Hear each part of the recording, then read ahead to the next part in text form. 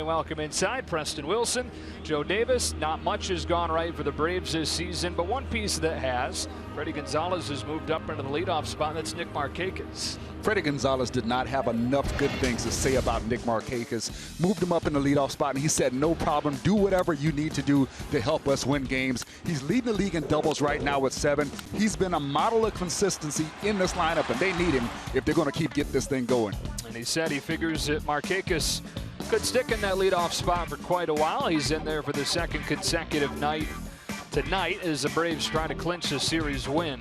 And on the other side, you hear about Giancarlo Stanton, you hear about the hit champion last year in D. Gordon, but Christian Yelich is slowly emerging as one of the game's top young hitters. Don Mattingly believes that Christian Yelich is really about to come into his own. Christian Yelich was hitting 200 in June last year, ended up batting 300 for the season. That's 387 over that stretch to close out the year. He is a guy who sprays the ball all over the field. Oh, and a Gold Glove defender. And there is his manager, Don Mattingly, is in his first season here in Miami. He's the 7th manager in 7 seasons for the Marlins. Of course, last year they had a GM for his entire career move into the manager spot, Dan Jennings.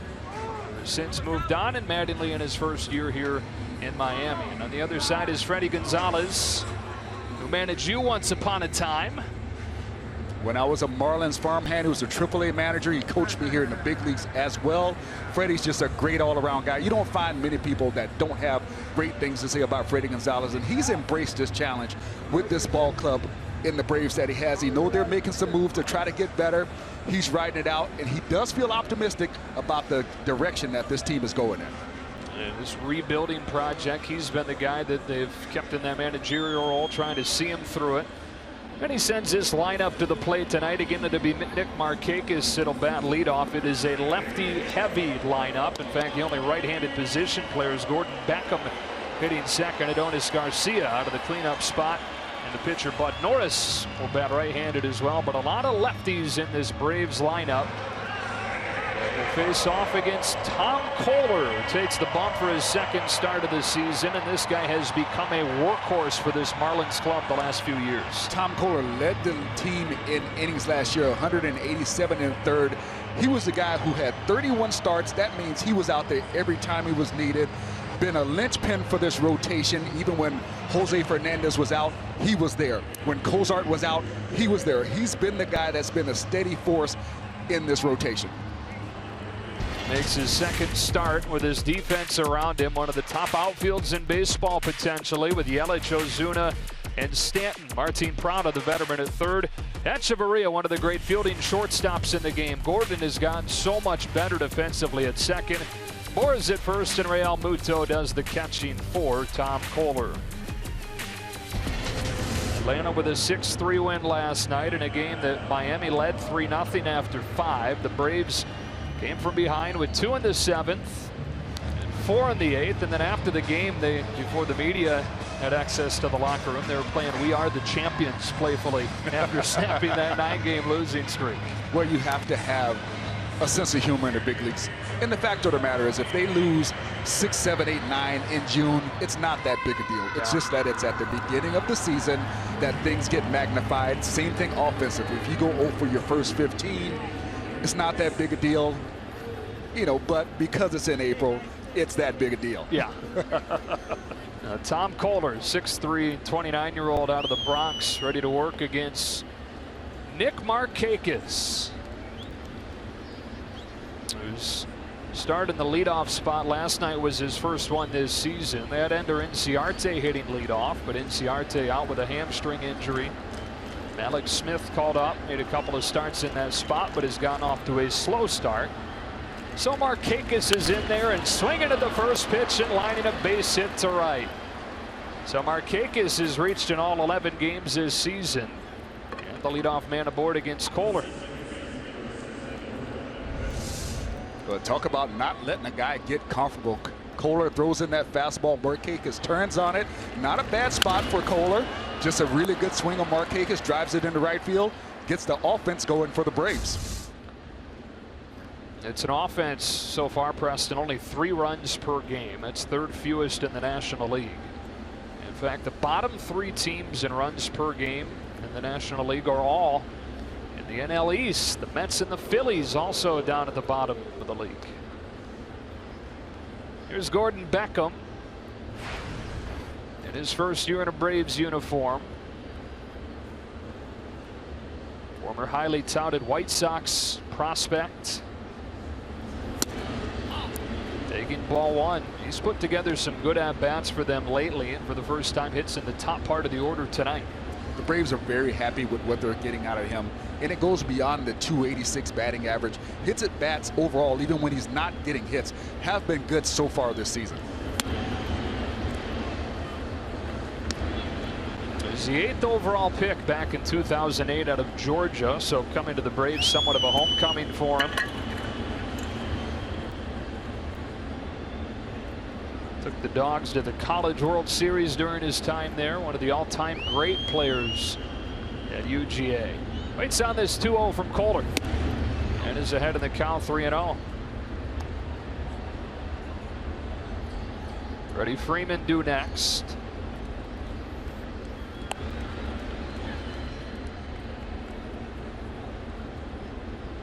Markakis with a single on the game's first pitch, and a 3-0. Strike one.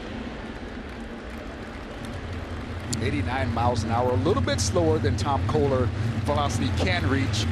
He can get it up there 94, 95, sometimes 96 miles an hour.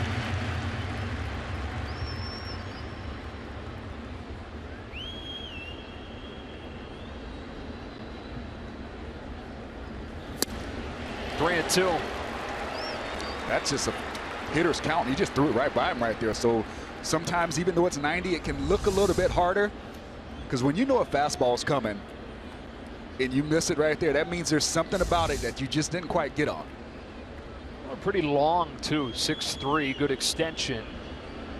Trying to battle back after falling behind 3-0 here against Beckham.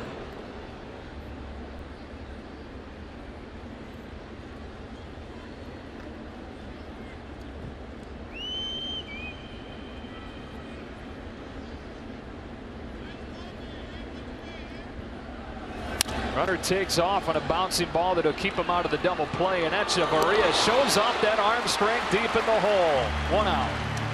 You just got a glimpse of why he is one of the most highly touted shortstops in this league. Not only does he have the hands, look at the footwork to collect himself, and an absolute cannon, throwing with his body weight, going away from the field, on target throw to get the out at first base. Got a pretty good chance to win a Gold Glove this year. Andrelton Simmons no longer in the National League. Braves fans say thanks for the reminder. He's now in an Angels uniform. He was a finalist last year, was Echeverria, with Simmons and with Brandon Crawford in San Francisco. There's strike one to Freddie Freeman. And as this Braves lineup has struggled, Preston, it's been Freeman in the middle of it. It's really seen the bulk of those struggles. Only 3 hits so far this season, and he has shouldered a lot of the blame for the offense's slow start. It's this one on the ground is second. Gordon's got it. 2 gone.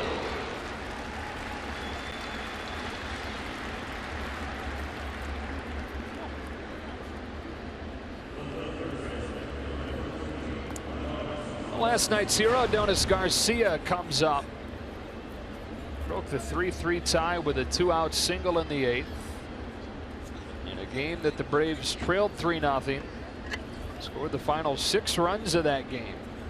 Getting to the Marlins bullpen to get their first win.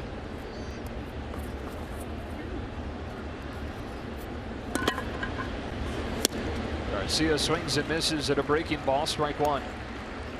In his big league debut last year at the age of 30.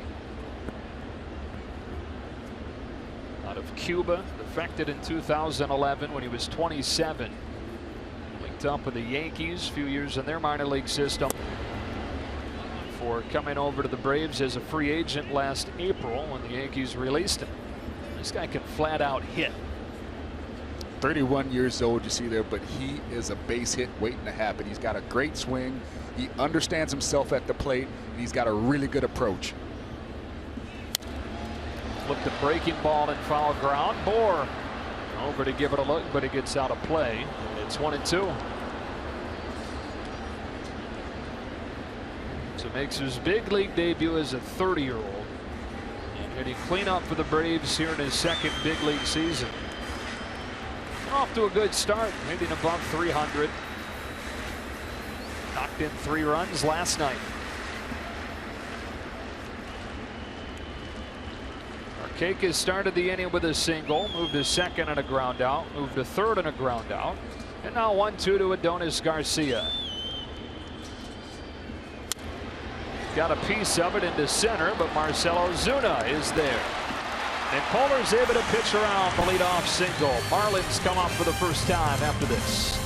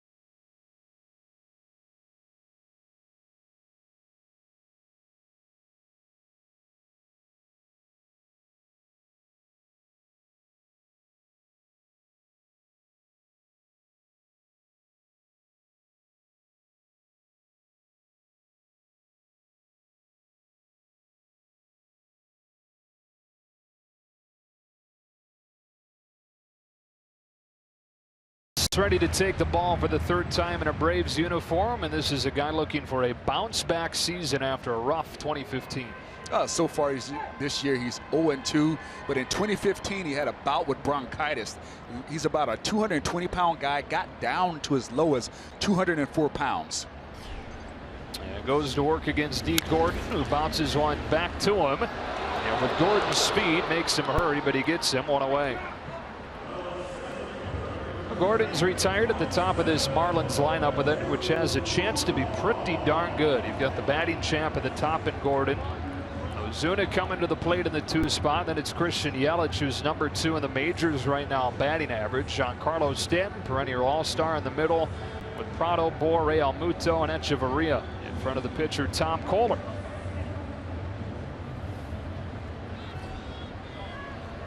Ozuna with a 3-hit game last night. Takes ball 1 from Norris. If there's a guy in this lineup who could make a big difference, it's Marcell Ozuna. Rookie campaign, over 20 home runs, over 80 RBI. Had a rough year last year, looking to bounce back in 16. And sends a fly ball in the air to right. Markakis back on it to the wall with room for the 2nd out. Showed some opposite field power, but came up a little bit short.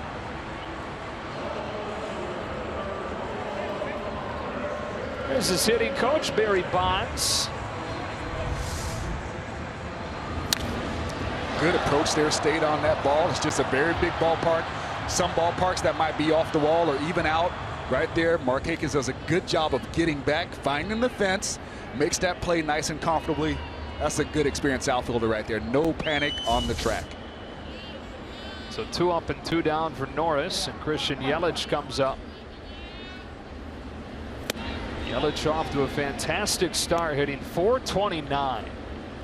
And really, since the back injury slowed him down early last season, and he got it going in late June. There's not been a better hitter, at least average-wise, than Christian Yelich across baseball.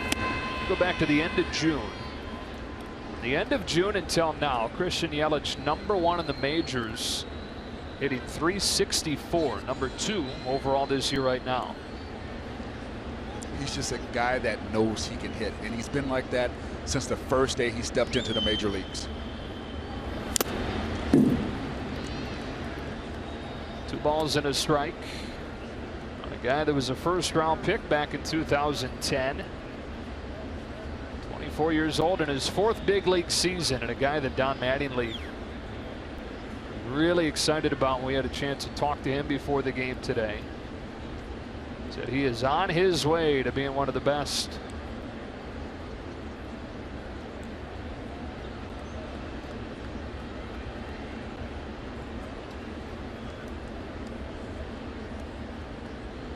But Norris trying to work a 1-2-3 first inning. Is 2-1 to Yelich upstairs, and it's 3 balls and a strike. This is a typical Yelich at bat. He sees a lot of pitches. He doesn't chase pitches. And that's led to his high on-base percentage throughout his career. And he takes ball 4, which means Stanton will get a chance to bat here in the first inning. Norris's first walk of the night. And here he is. And an RBI single in the first inning last night. Average not quite there yet, but he's hit a couple of home runs, including in his first game this season off Justin Verlander, after missing the entire second half last year with a broken hand. Strike 1 and a perfectly placed fastball. The injury Giancarlo had last year was a hamate injury. It's a small bone in the hand. Golfers get it a lot, but it's something that once you get it taken care of, it's gone. I had it done in the minor leagues. Once it was broken, it wasn't an issue the rest of my career. He's one of those guys you're counting on to stay healthy this year. You talk about Ozuna and his performance swinging things one way or another. Well, Stanton, you know what performance you're getting if he's healthy. It's just a matter of can he stay on the field. And over the last few years, that has been an issue with him. It's so impressive when you watch Stanton, because the amount of stress that he puts on pitchers really shows. Even when he's not having a good game, the amount of precision that they have to put into trying to make a good pitch to him ends up leading to mistakes to other hitters. Waits on a 2-1 from Bud Norris. Tries to lay off his sharp slider and does. Not a fun spot to be in if you're Bud Norris here, down 3-1 to Giancarlo Stanton.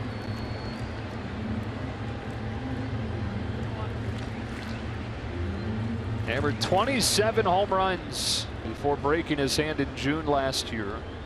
He's on pace for a 60 home run season before that injury.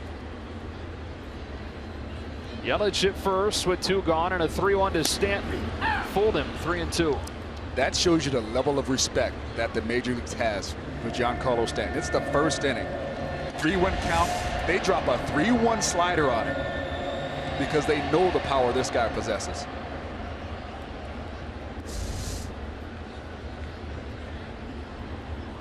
Yelich should be off and moving with a pitch, and Stanton foul tips it into the mid for strike 3. Through with an inning and no score.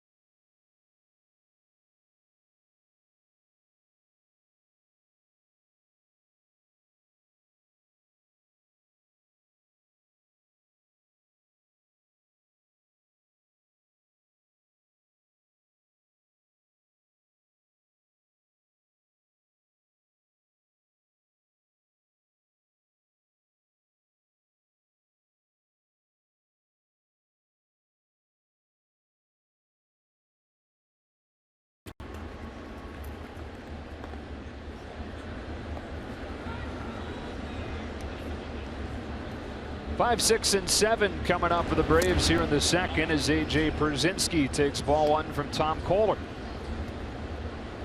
who gave up a leadoff single to Markakis in the first, but then sat the Braves down in order from there, and gives up a leadoff single here in the second as Pierzynski bangs one into center.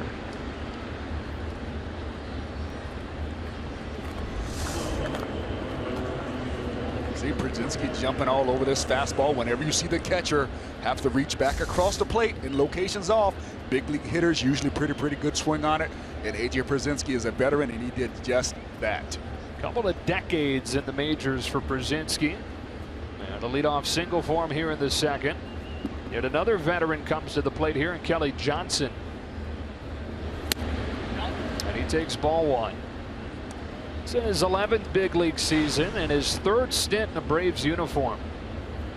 Braves drafted him in the first round back in 2000, made his big league debut with Atlanta. Came back last year, was dealt away at the deadline to the Mets before returning for opening day this year.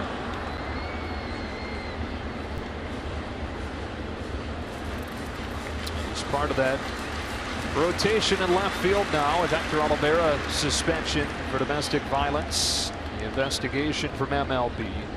So rotating several bodies out there in left. Breaking ball pulled foul, and it's 1-2. But our keys tonight, sponsored by Ford. Take us a little deeper inside these pitchers, Preston. Well, Tom Kohler needs to keep up the tempo. When he starts working a little slow, that's when the problems come into play. He also needs to command the fastball. When he pitches with good fastball command, then that nasty breaking ball and that changeup starts to come into play as strikeout and out pitches. Johnson flips one into short left. Long run for Echeverria, who calls off a charging Yelich for the first out of the inning. And on the other side of it, Bud Norris, he simply just needs to get deep into the game tonight. They made a lot of pitching changes. I think they used 5 guys out of that bullpen last night. Freddie Gonzalez needs a little help. They need him to go deep in the game so they'll take some of that pressure off that bullpen. Pretty good start for him in that first inning at the walk, but worked quickly otherwise. Yeah, they had 4 2/3 out of the bullpen last night. 5 different pitchers you mentioned saw time. Eric Aybar looks at ball one. And it is already a bullpen for the Braves that is hampered because of injuries. Neither one of these teams have had good starts this season from those pens.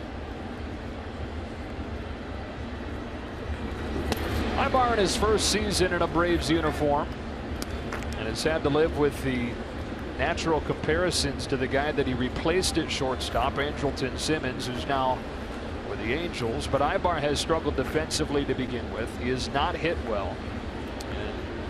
And the automatic reaction people have is what we're used to at short is the best fielding shortstop in the game. Well, you can get a little spoiled with that, but what Aybar will do is he's going to swing the bat. Talk about a .275 career lifetime hitter, 48 home runs. He's also got 142 career stolen bases. So he may not be Andrelton Simmons with the glove, but he's going to do a lot more offensively to help you. Kohler walks him on 4 pitches. First walk of the night issued by Kohler. 2 on with 1 out for the Braves here in the second.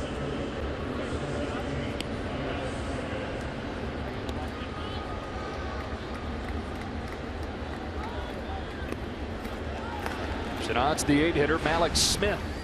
He got called up last week with Ender Inciarte down in the disabled list with an injury. Well, with a hamstring injury, Freddie Gonzalez telling us this evening that Inciarte is expected to begin running again early next week. And hopeful to have a return before not too long from now. Kohler drops in a breaking ball. Strike 1 to Smith. See that bandage over his left eye. In his big league debut earlier this week while stealing second, his helmet popped off and hit him in the head on his slide in. He needed 5 stitches. Welcome to the show.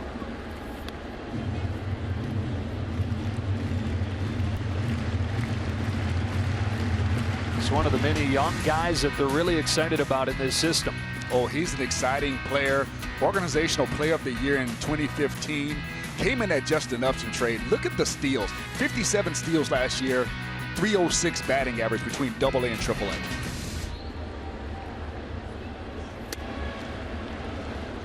A chance for him here to get his first big league run batted in. Brzezinski at second, Ibar at first, and one gone in a scoreless second inning.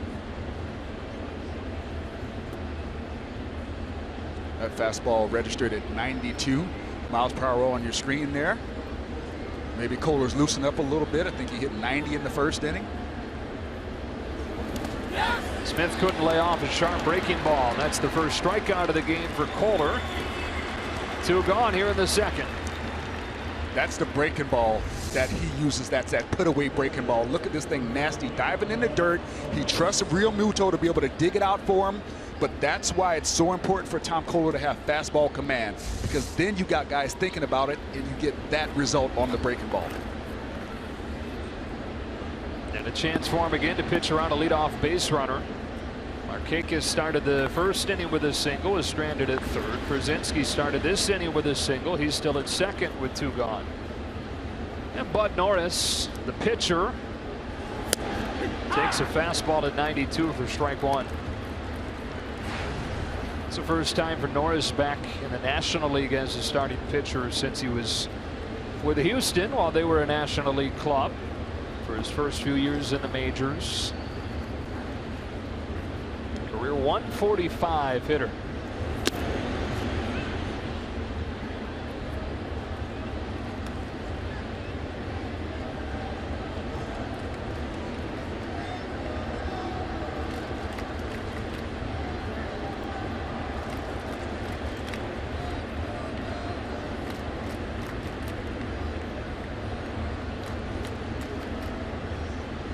Two on, 2 out in the first, or in the second, and a 1-1. Snapped off a breaking ball and missed. 2 balls and a strike.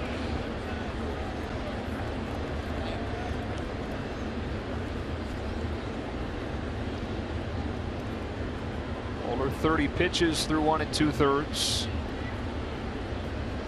The right-hander out of New York back with a 2-1. Flash down the right field line, but foul, and it evens up at 2-2.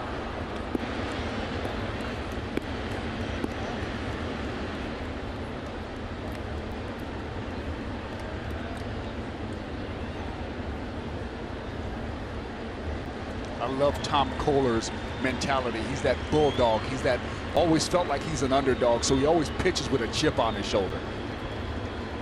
It's a low draft pick. Took him time to work his way up through the system. Went to another breaking pitch, showing Norris a lot of respect here and falling behind, full count.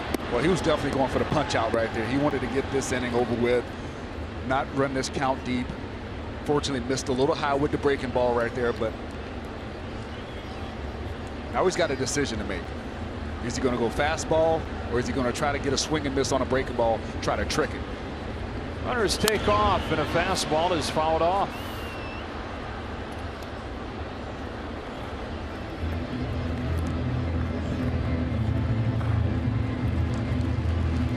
I like the call with the fastball right there. He's been throwing his fastball for strikes, so it's a good pitch in that situation. You see a lot of pitchers, if they're struggling with command, sometimes that breaking ball becomes the easier pitch to control.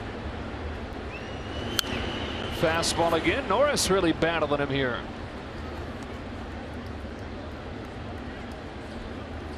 Only 11 RBIs in Norris's career. Spans 8 seasons. A little less than half of that career has been in the National League, though. It's with the Astros when they transitioned to the American League. And then the last few years mostly with Baltimore. Waits on another 3-2. And looks at a fastball, low ball 4. What an at-bat for Bud Norris, and the base is loaded against Kohler.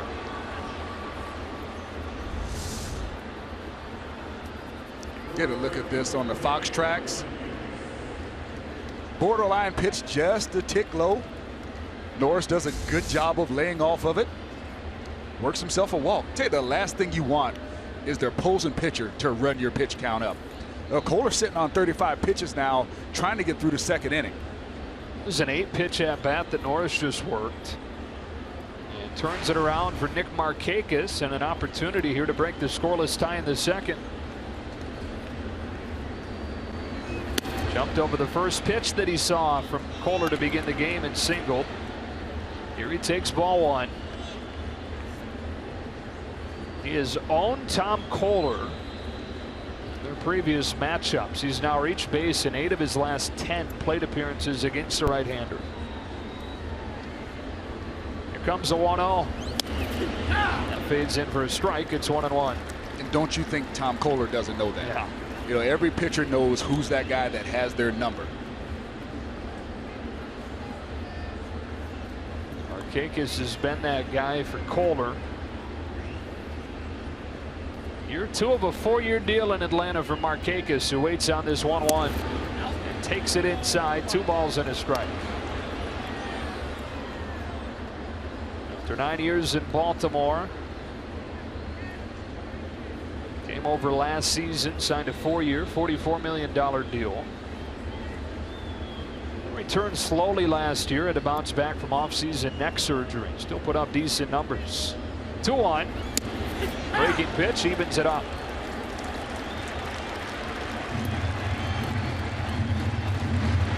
It's a big pitch right here. Nice breaking ball, evens the count, which is important because you don't want to have that 3-ball count with the bases loaded. You especially don't want to go 3-2 where everybody on the bases are in motion.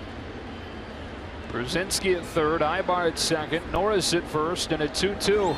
Markakis with a jam shot, back of third. Prado's not going to get there, and the Braves take the lead on a 2-run single from Nick Markakis. They have a few of those coming their way after this 0-9 start. It's 2-0 Atlanta here in the second. Bad things happen when you walk the opposing pitcher, and it's even worse when you walk him and it puts the bases loaded with a guy who has your number. Not a bad pitch on the inside part of the plate, but when you're going well against a guy, these things happen. Bloops it in the left field. Prado can't get it with his best effort. 2-run score. Braves are in business. So Brzezinski and Ibar both in, and it's 2-0 Atlanta here in the second. So they had that 0-9 start, Preston, but in the 10 games so far, they've had leads in 7 of them. It's not necessarily been a case of the Braves getting blown out by teams. It's been a matter of finishing games, locking down leads. And in the case of last night's game, Freddie Gonzalez's team overcame the slow start to win it late. Gordon Beckham takes ball one. The 0-9 start was only the 3rd time in franchise history the Braves had started 0-9. 1919 when they were the Boston Braves, lost their first 9 games, and then in 1988, franchise record 0-10 start to the season. Dee Gordon makes the call on the catch, and the inning comes to a close, but the Braves strike first on a 2-run single from Markakis.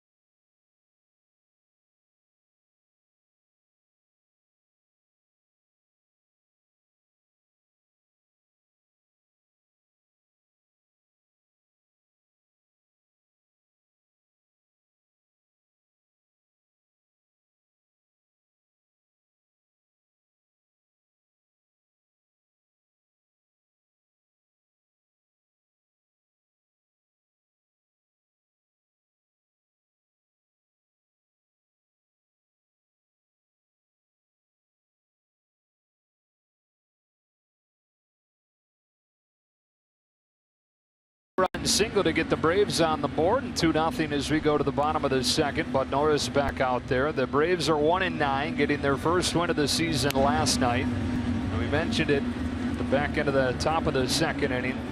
The 0-9 start matching the second worst start in franchise history. The only worst start was in 1988 when they lost their first 10 games. 2 to the Cubs, 2 to the Astros, 6 to the eventual world champion Dodgers in that 0-10 stretch. How about some of the names they lost games to during that 0-10 start, Preston? Don Sutton, who was with the Cubs at that point, or with the Dodgers at that point.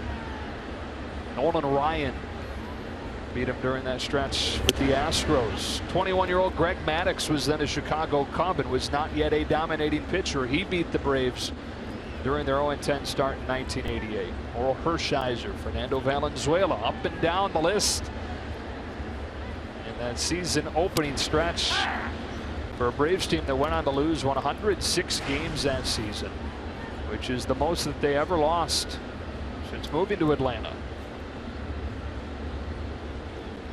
Here's a 1-1 to Martin Prado, and he pulls a line drive base hit down the left field line.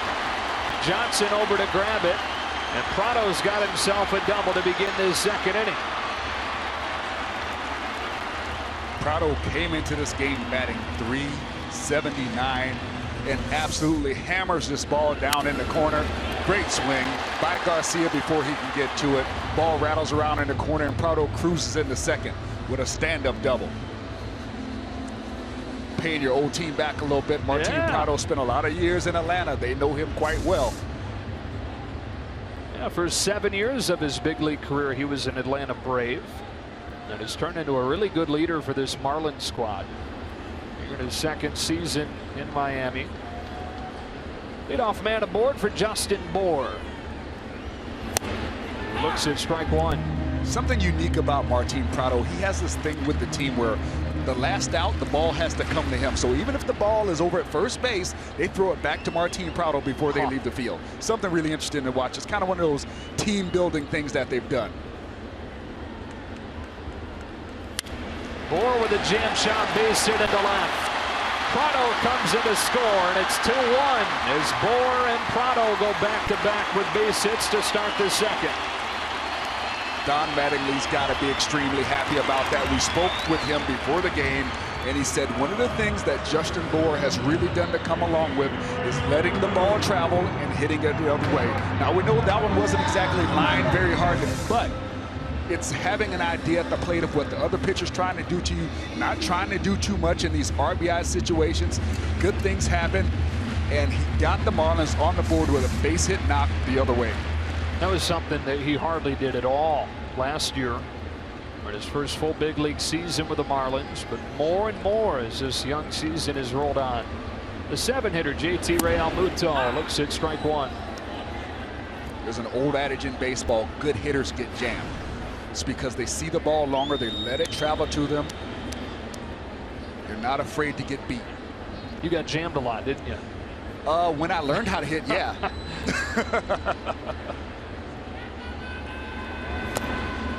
Ball and a strike on Realmuto. He became the primary catcher in late April last year after starting the season in AAA. Jared Saltalamacchia was released. Realmuto wanted to have a really nice offensive season at .259, homered 10 times. Waits on this 1-1. Shot in the air the other way, sending Markakis back to the track. 1 out. Talk about great positioning. That ball's hit to the warning track. Markakis did not have very far to go get that ball. With conventional positioning, that ball might be a double. That ball was hit fairly sharply, but Markakis was positioned very well, didn't have far to go, got an easy out for his ball club.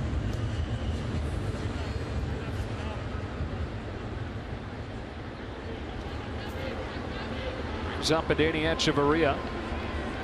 He celebrated his 27th birthday last night, went 1 for 3 with a walk. Yet another nice young piece in this Marlins lineup. Don Mattingly thinks he really has a chance to be a nice hitter. He does something that's very unusual. He flourishes in the 8-hole. In his first 2 years in the big leagues, he's been mainly an 8-hole hitter and has hit .280 or above in both of those seasons.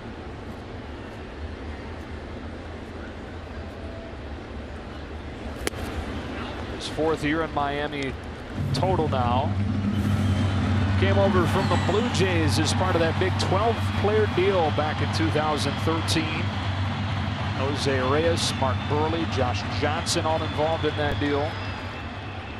Guy that fled Cuba for Mexico in 2009 and then signed with the Blue Jays 1 year later. He hits a high drive into deep left center field. Johnson back on it. That ball is gone. Maria with his first home run of the season, and just like that, the Marlins lead.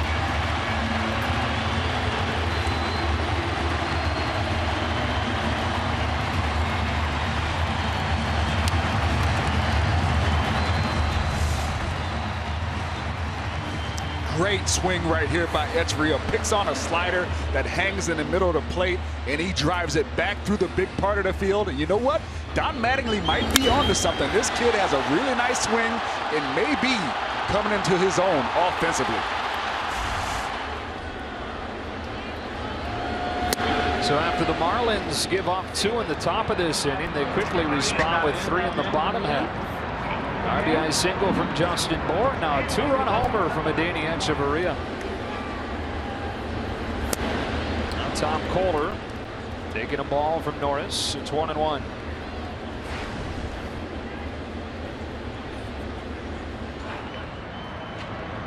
Double, single homer in this inning for Miami. And now Kohler with a base hit to the opposite field. His first hit of the season.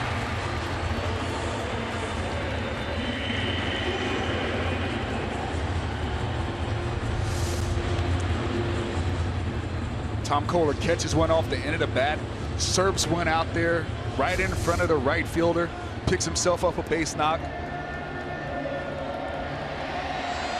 Bud Norris, who was pretty darn efficient during that first inning with the exception of the walk to Yelich, has given up 4 hits in the second, and back to the top of the order for Dee Gordon. Strike 1.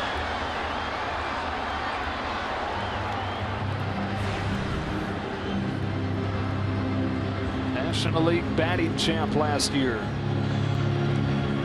Got 3 hits on the final day of the season to move past Bryce Harper to win the batting title.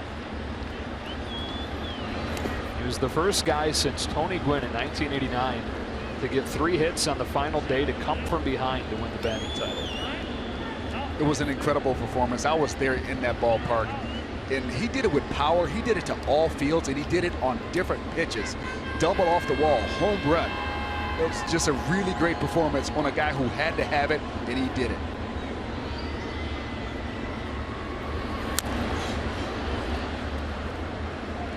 He turns 28 on Friday.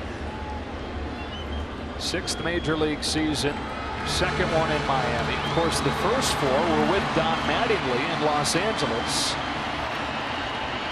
We asked Don Mattingly about how different Dee Gordon is now than he was when he was in a Los Angeles uniform. And the first word that came out of Mattingly was confidence. He said he thinks guys typically turn the corner when they find that confidence. And Dee Gordon has. I think Dee Gordon definitely feels like he found a home here in Miami. His style of play is exactly what this ball club needed. And he has flourished in this Miami Marlins uniform. Worked the count full after falling behind. Speaking of working the count, how about his at-bat earlier this week in New York? A 16-pitch at-bat to set a franchise record. Eventually singled, stole second, came in and scored what would be the winning run in a 2-1 game. Pulls one to second. Beckham recovers and flips to second one, but you never turn 2 on a ball hit that softly by Gordon. 2 away. No, go back to that at bat. The amazing thing about that at bat, he fouled off 12 pitches. 16 pitch at bat, and the count never went to a 3-ball count. That's amazing. Yeah. This is the longest at bat as far as pitches in 2 years. Justin Turner of the Dodgers, former teammate of his, Had a 16-pitch at-bat against Johnny Cueto back in 2014. Turner will face Johnny Cueto tonight. Cueto now in a San Francisco uniform. Here's Ozuna, flying to the wall and right his first time.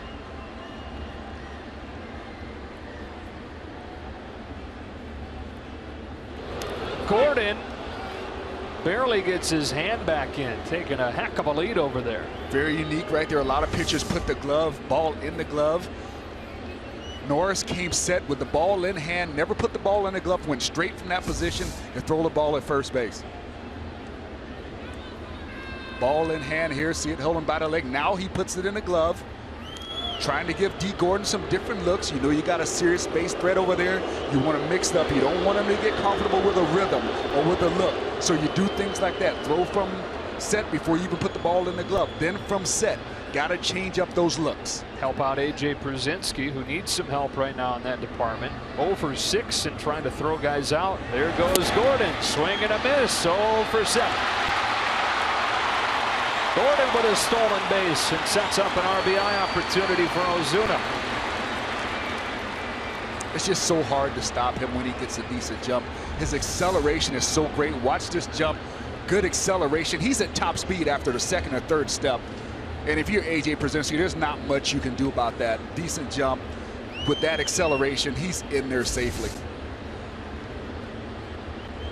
There is that number. Przinsky yet to throw a runner out this year. Gordon with his third stolen base. Ozuna swings and misses behind 0-2. Good slider. Starts in the middle of the plate, starts as a strike, ends up as a ball. Good pitch. The first-year Brave Bud Norris.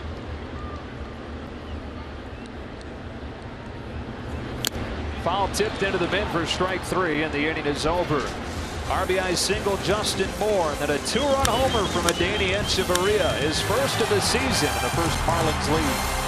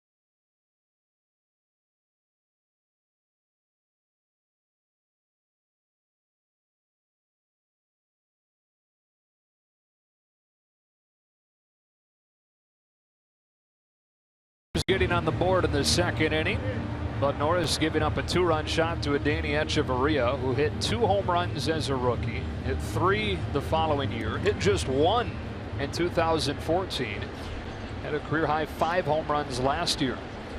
So career home run number 12 for Adeiny Hechavarria has the Marlins in front. Tom Kohler pitching with the lead for the first time. Ball 1 to Freddie Freeman.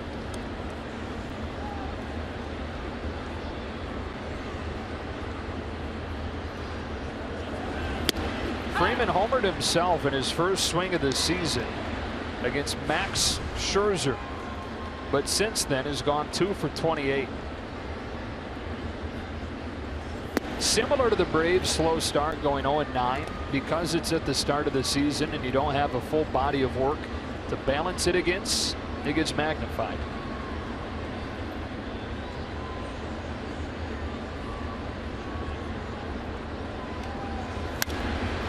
High fly ball to left for Christian Yelich.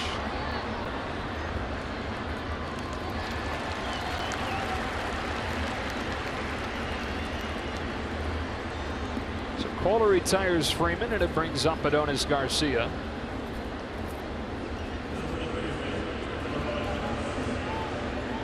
A 29-year-old who was born in the Bronx, grew up in New Rochelle, New York. Played his high school ball there, stuck around home for college, went to Stony Brook, one of the great mid-major baseball programs in America.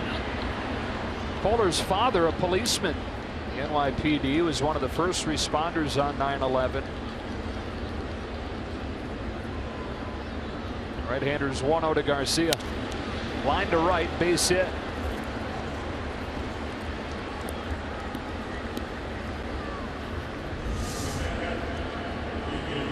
Man can hit, stays inside that ball, lets it get deep. See how long that bat stays through the zone, able to take that pitch to right field, pick himself up a base knock.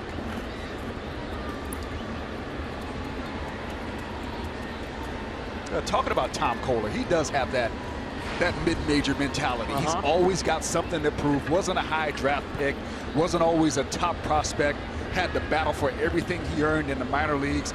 Went places where there were higher prospects, he outpitched them. Got to the big leagues, there were other guys that were supposed to make that team out of spring training a couple years ago. He outpitched them, and he takes that mentality to this day. Bases Brzezinski with the man on and 1 out.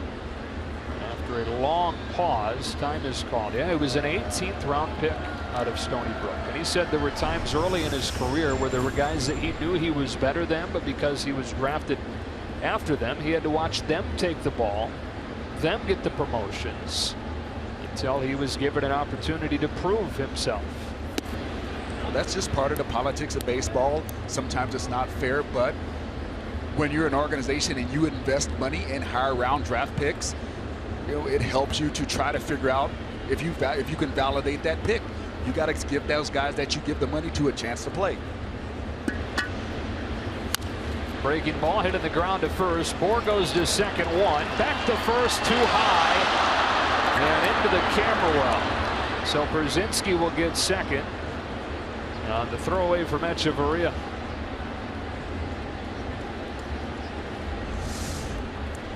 I thought Justin Bohr did a really nice job here, giving Echeverria a good feed. Base runner got on a Danny Echeverria pretty good there, and he kind of airmailed it a little bit.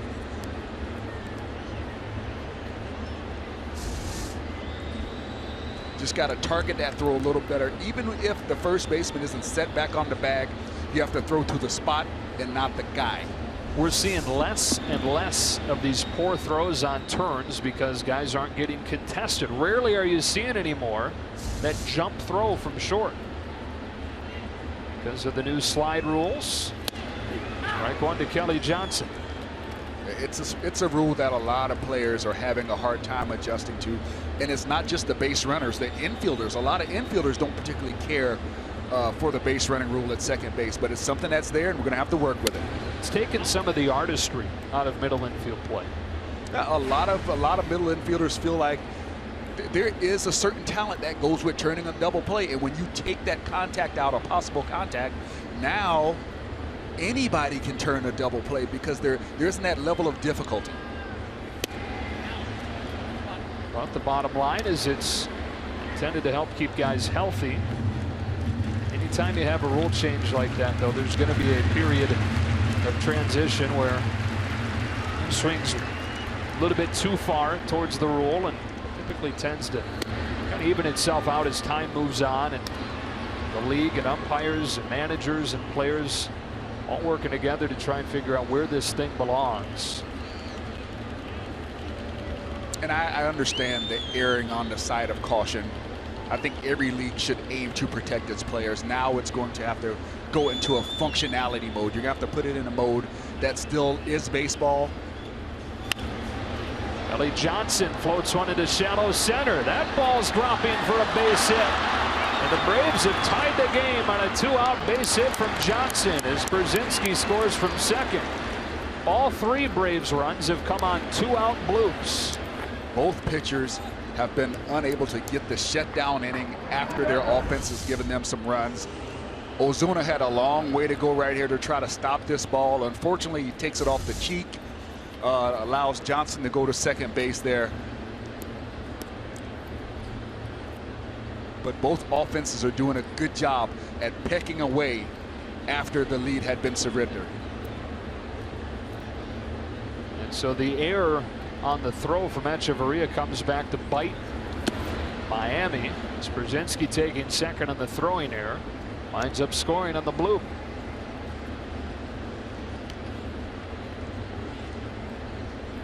One ball and no strikes on Ibar, who walked and scored back in the second.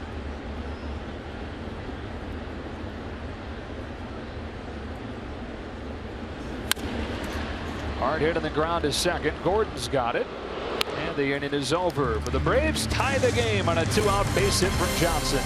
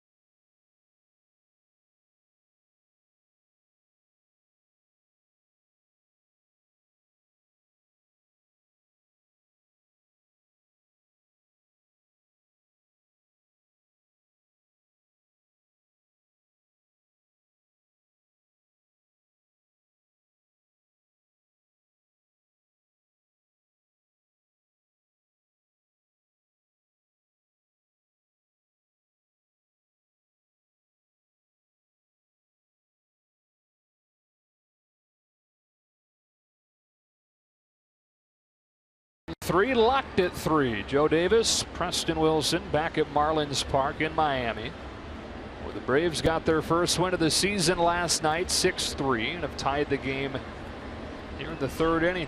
Bud Norris to Christian Yelich. Fades one for strike one. Yelich walked his first time.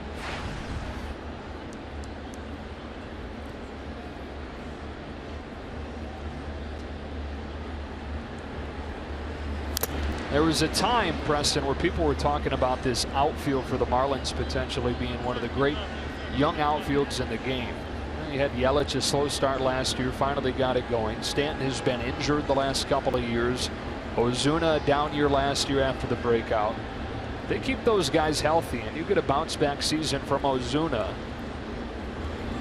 You're no longer talking about one of the best young outfields in the game. You're talking about one of the best outfields, period. Well, when you go around from left field to right field, you got Yelich in left, who's a Gold Glover that hit 300 last year. Ozuna in 2014 hit over 20 home runs, 80 RBIs, and we know the monster that Stanton is. Yelich cracks one on the ground as second for Beckham. So with that type of production out of an outfield, you're right. It goes from being a good young outfield to one of the best outfields, period, regardless of age.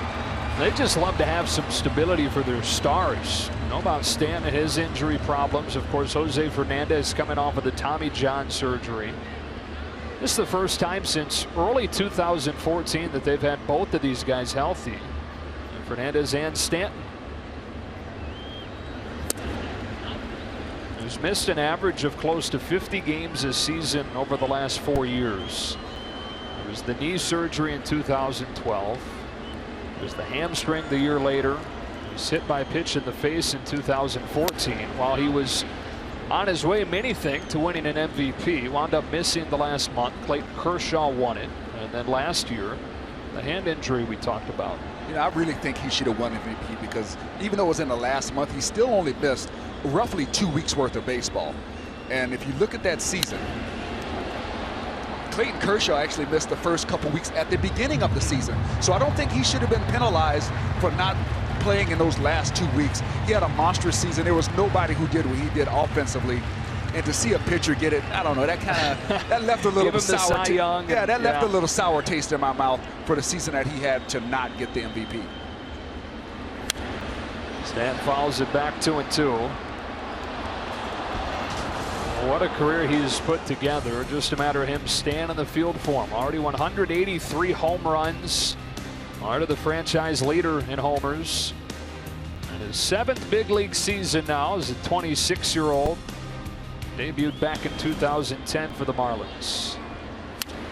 Pulls a bouncer towards the hole with a backhand eye bar. Long throw, won't get him. And an infield single for Giancarlo Stanton. Big man can run a little bit. Once he gets going, those big long strides take hold. You got to remember, this guy was a wide receiver in high school. So once he gets going, he can stretch it out. Still wears that face guard from that scary moment where he's hit in the face by the pitch. Right about there, those strides kick in, gets going. You know, it's amazing. The last thing you notice about a guy like that is how well he can run. You see the power, you see the throwing arm, but he can surprise you when you see him get down the line. He's an all-around athlete. I saw somebody tweet tonight some video of him during BP and said, "Create a player come to life," like a video game created player. That's pretty much what he is. Yeah, I'm going to load him up 99 on everything. Oh, that's a great call. What a compliment that is. If I could create a franchise play on a video game, it would be you. Yeah, and if I was playing you in the video game, it wouldn't be fair if you were allowed to use them. You got to use real guys. You can't use Stanton. Oh, man. That's good stuff. Prado started last inning with a double, came in to score the Marlins' first run. It's the first time I saw Giancarlo, he was still Mike. Yes, this is 2010 in the minors in Double-A. It was in Montgomery. They have a tall left center field wall with a giant scoreboard on top of it. Stanton homered over the scoreboard.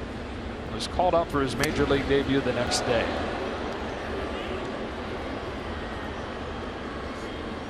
That is literally hitting your way out of a league. Hitting your way out of the bus leagues. That guy knows a little something about hitting. How about that combination? Barry Bonds, hitting coach, Giancarlo Stanton, pupil. You know, when you go back to the name change, it wasn't really a name change. His name was always Giancarlo. They just chose to call him Mike. And then finally he just said, you know what, I want to be known as my name, which is Giancarlo. And maybe it was a little bit of a mouthful for some people to say, so they chose the easy way. But he's always been Giancarlo. 1-2 on Martin Prado. You know, Barry Bonds, you've seen the last couple of shots there in the Marlins dugout in his first year as the hitting coach. A lot of people on the outside that looked at it and said, no way that this guy succeeds in a role. A lot of times you find the best coaches as the guys that struggled some during their careers, had to learn through failure. He didn't have a ton of that. But all words are that he's really dove in and he's doing all he can to help this young roster. Prado with a fly ball on the right field line for Markakis. And the second out of the inning. They said that he eased his way in, wasn't all over guys to begin with, focused more on developing relationships during spring training. And based on being Barry Bonds, I've got to figure guys are going to come to you to get that advice. I'm going to say a word that people may not normally associate with Barry Bonds: humility. He took the hitting role with humility. He didn't come in and try to change everybody. He came in and earned these guys respect. He came in and had relationships with them before he started making any type of adjustments. And I think they responded to that in the best way possible. Ball on to Justin Bour. Said he took the job in honor of his dad, Bobby, and his godfather, Willie Mays. He said they taught him so much. And he looked at this as an opportunity to pass it all along. He's living in San Francisco. His kids all grown up, out of the house. So when Jeffrey Loria called him during the offseason, at first his knee jerk was, come on, I'm not going to do that. I'm not going to go be there every day. Be there early during spring training, stay there late, something that he never even had to do as a player. And he decided to do it. His mom urged him, he said. How amazing is it to have Willie Mays and Bobby Bonds as your hitting coaches when you're younger? You're talking about possibly the best all-around player ever in Willie Mays, and in Bobby Bonds, who was arguably the most powerful leadoff hitter to ever play the game. You're talking about a 30-30 guy in a leadoff spot. 4-pitch walk to Justin Bour. You put it together and you get 762 career home runs. One of the most amazing things about Barry's relationship with his dad, Bobby Bonds, who's passed now, is his father used to come to his games and chart his at-bats. Used to write them down, and that's how Barry became so calculated as far as knowing what guys were going to do in certain counts, how guys were pitching him with men in scoring position. It all became just natural to him in his mind, so he would get to the big leagues and then know if it's a 2-1 count, this is what I'm going to get. Here's Real Muto with a 2-out opportunity and taps it back to the mound. Norris flips it to first, and the inning is over.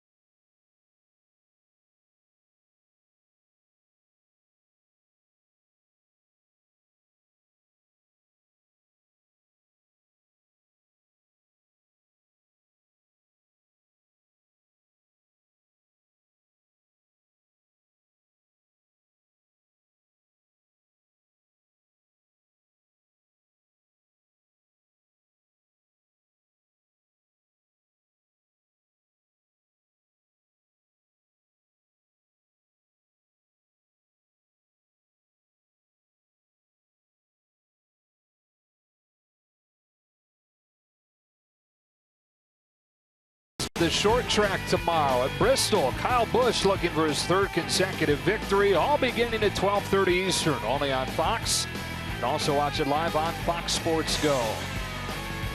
Back in Miami in the 4th inning, where they have a fish tank right behind home plate. You can see it there off to the left. That is bulletproof glass to have protecting it. Right hitter Malik Smith takes ball 1. And a 3-3 game in the 4th. The lone strikeout victim of Tom Koehler so far.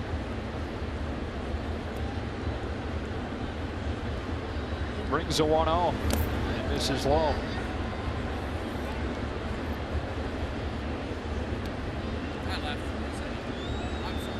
Alex Smith, major league debut on Monday. Only 22 years old, came over in the Justin Upton deal prior to last season. Takes strike one.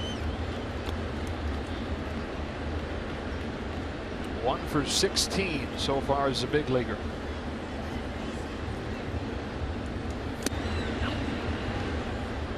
And if you're Tom Koehler, not the kind of guy you want to put on base to start an inning.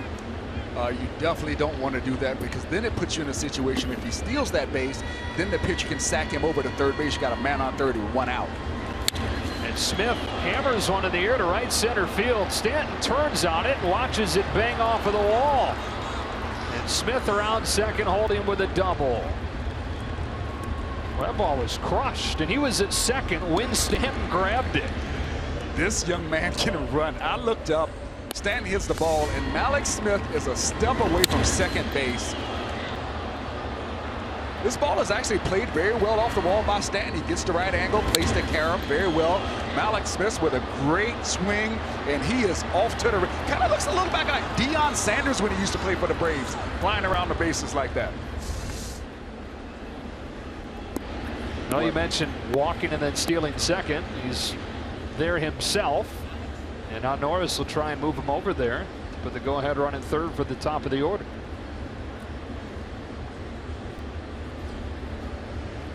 See if we get Justin Bourque crashing here. Bunted perfectly, third base side. Prado with a bare hand, and a tough throw gets Norris. We got the job done. Smith up to third. Great job by Bud Norris, making the third baseman come field that ball, takes the play away from third. Does his job very well. Look at him, got the bat set, bat at the top of the strike zone, nice and comfortably gets it down, forces the defense to make a tough play. Well done, Bud Norris. So how about Norris's 2 trips up there? He walked his first time on an 8-pitch at bat, and now you couldn't have rolled it out there any better on a sacrifice bunt. That's helping yourself as a pitcher. You know, sometimes if you're not going as well as you want to be on the mound, you do the other little things. You get bunts down. You have good at bats. You field your position. Markakis taking ball 1. Koehler yet to retire Markakis. Singled on the first pitch of the game, and then had a 2-run single on a bloop shot down the left field line in the second. And has now reached in 9 of his last 11 trips against Koehler. Strike 1. This is a situation for Tom Koehler. This guy has your number. You want to be very careful to him. You don't want to let him have a chance to drive in that run easily. It's lefty on righty with a guy that handles you where you're probably better off attacking Gordon Beckham more than Nick Markakis right here. Came right over the middle, and this will get the job done. Back goes Ozuna, still going, and it's over his head, bouncing off the wall. Third hit of the day for Nick Markakis, his 3rd RBI, and the Braves back in front at 4-3.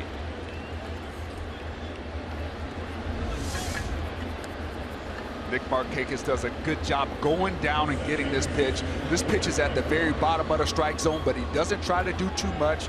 Veteran hitter stays in the big part of the field when he's got that sac fly situation with a man on third with less than 2 outs, ends up getting himself a double and driving in a run. His 8th double, which leads the majors. Heck of a day for Markakis. Gordon Beckham looks at a strike. Well, you said it. You would rather deal with Beckham in that situation, and he center cut one. Well, sometimes when a guy's got you, you just have to admit it. And in football terms, you got to punt. You know, you can't trust yourself to make a pitch to him when you have an opportunity with a righty coming up. Beckham isn't really a speedy guy. He runs decent, but he's not a speedy guy. Set yourself up an opportunity for a double play. Make the game a little bit easier for you. Beckham 0 for 2 today. And down in the count here 0-2. Real Muto sets inside. And a fastball banged in the ground into center. Another base hit. Markakis coming home. Ozuna's throw is up the line. Beckham taking second, and it's 5-3 Atlanta on an RBI single from Gordon Beckham. Oh, that throw's really offline from Ozuna. Sometimes he can uncork some good ones. That was not one of them. Great job by Gordon Beckham, though, going up the middle. Hard hit ground ball. See, Ozuna comes up firing there, but that ball really tails on him. He didn't really get his feet set properly. Doesn't really close that front side. Ball flies off to that third base side. That's something outfielders always have to be aware of, to get that front shoulder pointed towards home plate so that you can replace it and get that accurate throw. Rushed that one a little bit. Base runner was able to advance. Third hit of the inning, 8th hit of the game for the Braves. And now Freddie Freeman yanks a line drive base hit into the right field corner. The line keeps on moving for Atlanta. Freeman has an RBI double, and it's 6-3 Braves.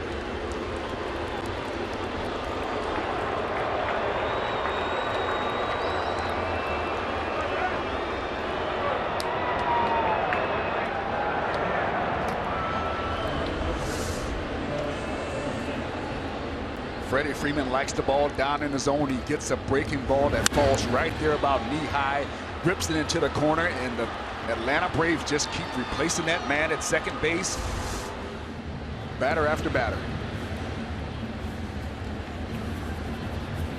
Pitching coach Roger McDowell out there to talk with Kohler as they get the bullpen going with Narveson, who they used last night.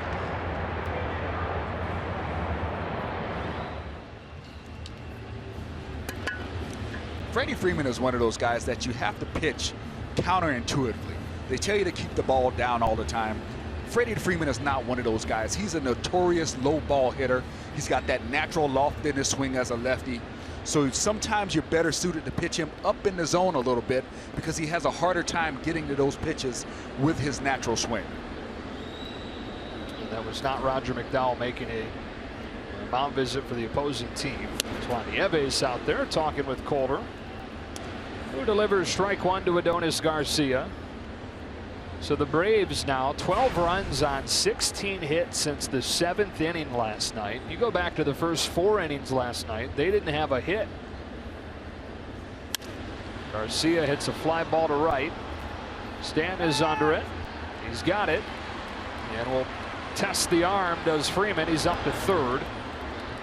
And 2 away. Time for a game break now. We check in with Kevin Burkhardt.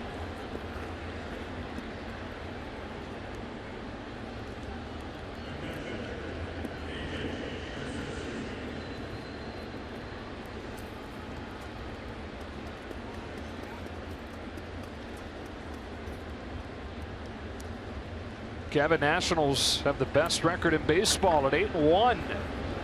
A lot of that has been at the expense of the Braves. 6 of their 9 losses to start the season came to Washington. That is going to do it for Tom Kohler. Don Mattingly's out to get him, and this Marlins bullpen that has struggled this year called into action in the 4th inning.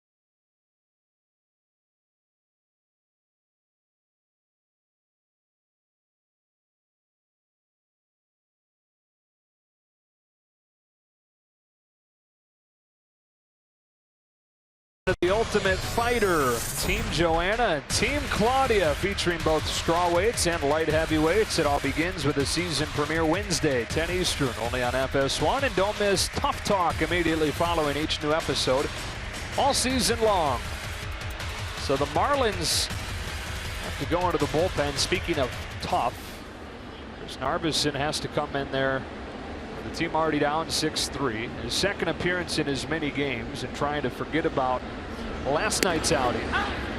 He gave up 2 runs, charged with a blown save in just 1/3 of an inning. So the night is finished for Tom Kohler, 3 2/3. The runner at 3rd and 2 gone, and 0-1 to Brzezinski.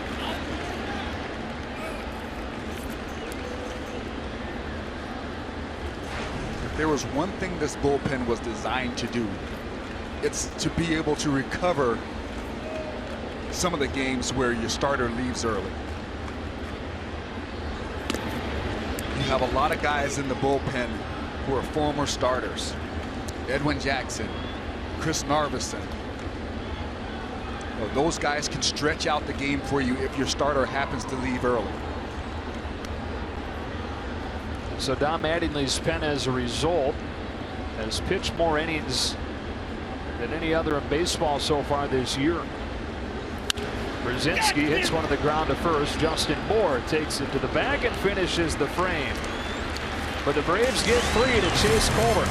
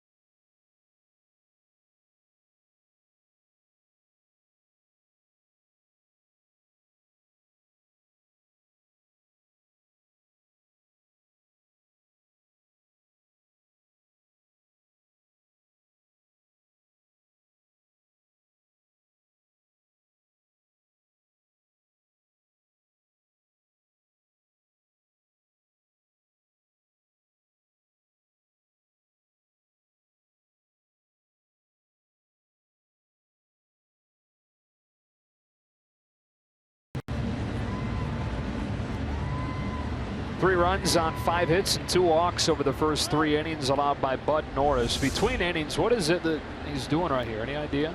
Well, it looks like he's icing the finger down. He's got the glove on it, so you wonder if he's trying to toughen up the skin or something a little bit. But he's definitely protecting the finger with the glove. Sometimes guys come to Miami, and with all the humidity, they tend to get blisters. I'm not saying that's the case, but it's something to look out for. And on the first pitch of the inning, Adeiny Hechavarria, who homered his first time, flies out to right. Bud Norris, in his 8th major league season, his first in Atlanta. It's his 4th big league team, but it's his 3rd different team in the last 10 months. Had that great season in 2014 with the Orioles, but got off to a rough start last year. You mentioned the case of bronchitis that he had that he never really was able to bounce back from. Pitched for the final month or so in San Diego, mostly out of the bullpen. And signed down with the Braves this offseason.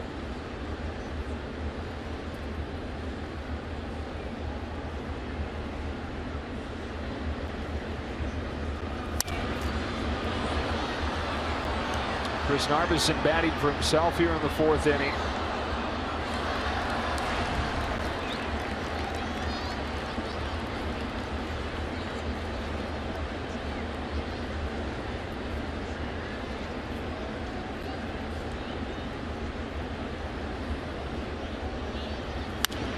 Narbison goes off pretty good swing. Grounds it to first. Freeman feeds Norris. 2 up and 2 down here in the 4th. Back to the top of the order for D. Gordon.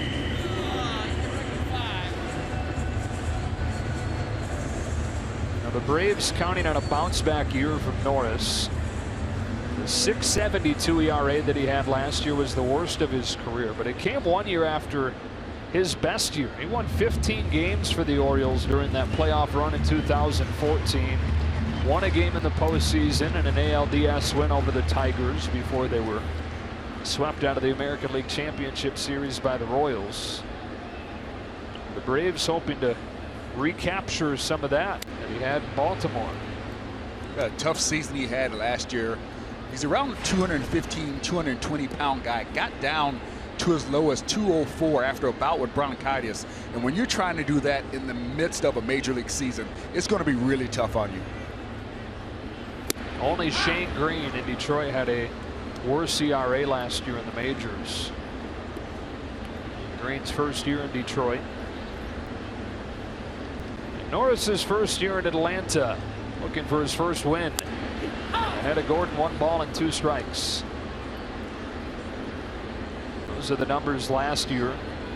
Started the season in the rotation with the Orioles. When he came back from bronchitis, eventually he moved into the bullpen, and he spent the majority of his time in San Diego in the pen as well. He strikes out Gordon with a fastball, his 3rd K of the day and his first 1-2-3 frame.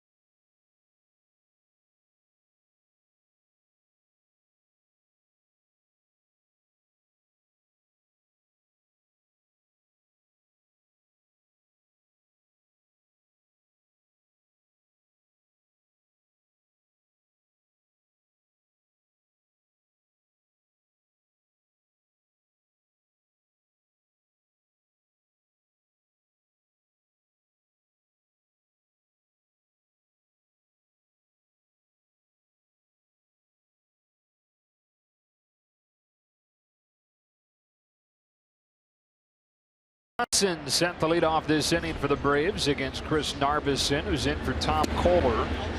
Kohler lasting only 3 2/3. Gave up 6 runs on 9 hits. One of those hits and one of those runs produced by Kelly Johnson. Or an RBI single in the 3rd. And shoots one on the ground to a well-positioned Echeverria. 1 out. This is the oldest lineup in the majors as the Braves rebuild things. 5 guys in their 30s in this group. Got Beckham, who's 29, Freeman's 26. Smith drops that average down significantly because he's 22. But this is the picture of a team in the middle of a rebuild.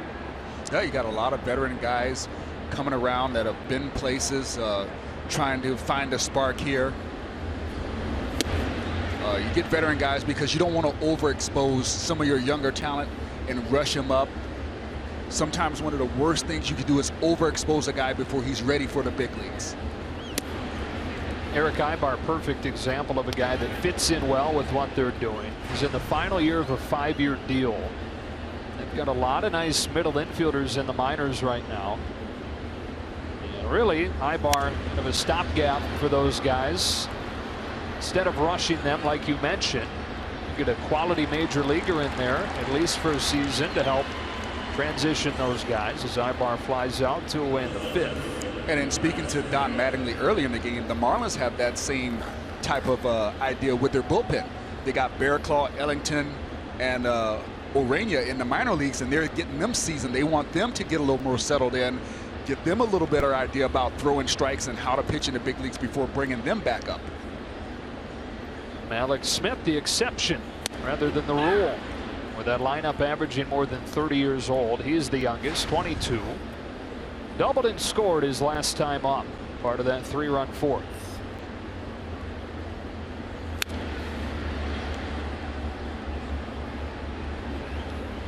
You know, and the injury to Ender Inciarte is definitely allowed Malix to get some at bats. Hamstring injury for Inciarte. Breaking ball got him, and Narveson with an impressive 1-2-3 inning. He's retired all 5 that he's faced after a rough outing last night.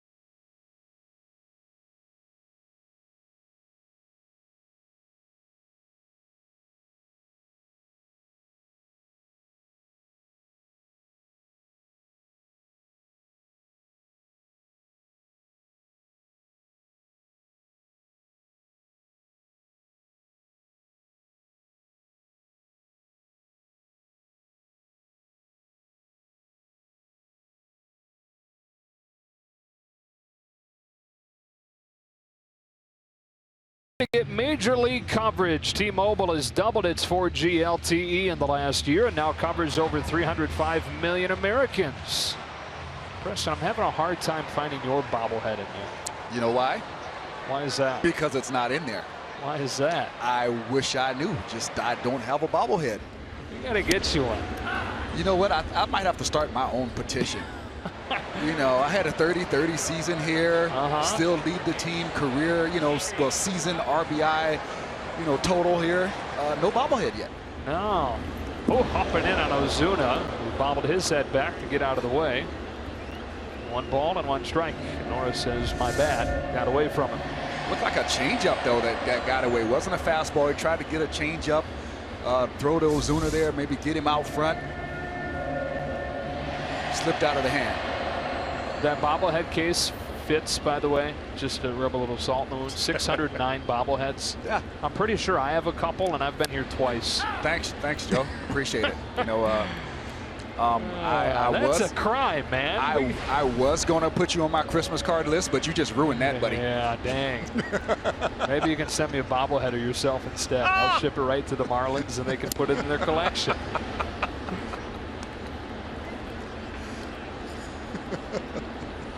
Jeffrey Loria compiled more than 1,000. Only fit a little over 600 in that case. Ozuna strikes out the second time tonight. I wonder if the case has like a little vibration in it to keep the heads always bobbing, or if it just relies on. I think it moves a little bit, and it, all jokes aside, it's really a really neat feature in this ballpark. There's all types of bobbleheads from all different eras. You're going to see your favorite players from all different teams. It's a really fun attraction to the ballpark. It's really one of the things that the kids love, and it's part of the fan-friendly, family-friendly atmosphere here in Marlins Park. Can you believe this place opened in 2012, that we're now in our 12, 13, 14, 15, fifth year here? Yeah, it doesn't seem like it. The ballpark still feels new. It looks new. It's a really nice venue. Like I said, they've done a great job making it family-friendly. It's fan-friendly. So many things to do. There's a lot of food of all types in this ballpark. Not a bad seating house. I think it only holds about 36,000. So pretty much every seat's a good seat here. It is the third smallest park in the majors. The Trop in Tampa Bay, a little bit smaller. And technically, they list the Coliseum in Oakland is smaller because they cover so many of those seats. It is gargantuan. It is way bigger, but as far as number of seats that they sell, each game it is technically smaller. Christian Yelich goes up and gets one that was up and in, and grounds it softly to second, thrown out by Beckham, 2 away.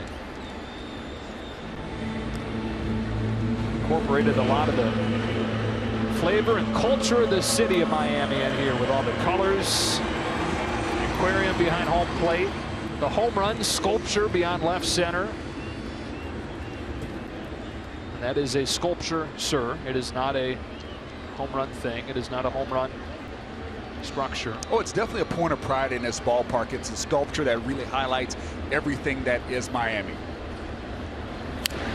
Strike one to Stanton. Got the big Marlin up top. Got the flamingos in the bottom there, the sunshine, the waves.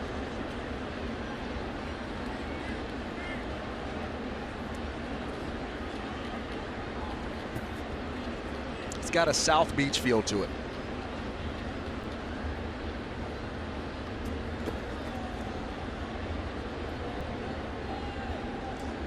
Stan 1 for 2 tonight. Struck out in the first inning, singled in the third. Norris home with an 0-1. That's a strike. 0-2. But Norris has done a good job pulling it back together after that bottom of the second inning. He's really done a good job getting ahead, locating his pitches well, and executing against these Marlins hitters. Yeah, he gave up 3 runs on 4 hits in that second inning you mentioned. Stanton singled against him the following inning, but he's not given up a base hit since. He's retired 6 in a row since a walk to Bohr in that third inning. Here's 1-2 to Stanton. A fastball that missed, but was a strike. He wanted to go outside with it, left it over the plate. Stanton left it there.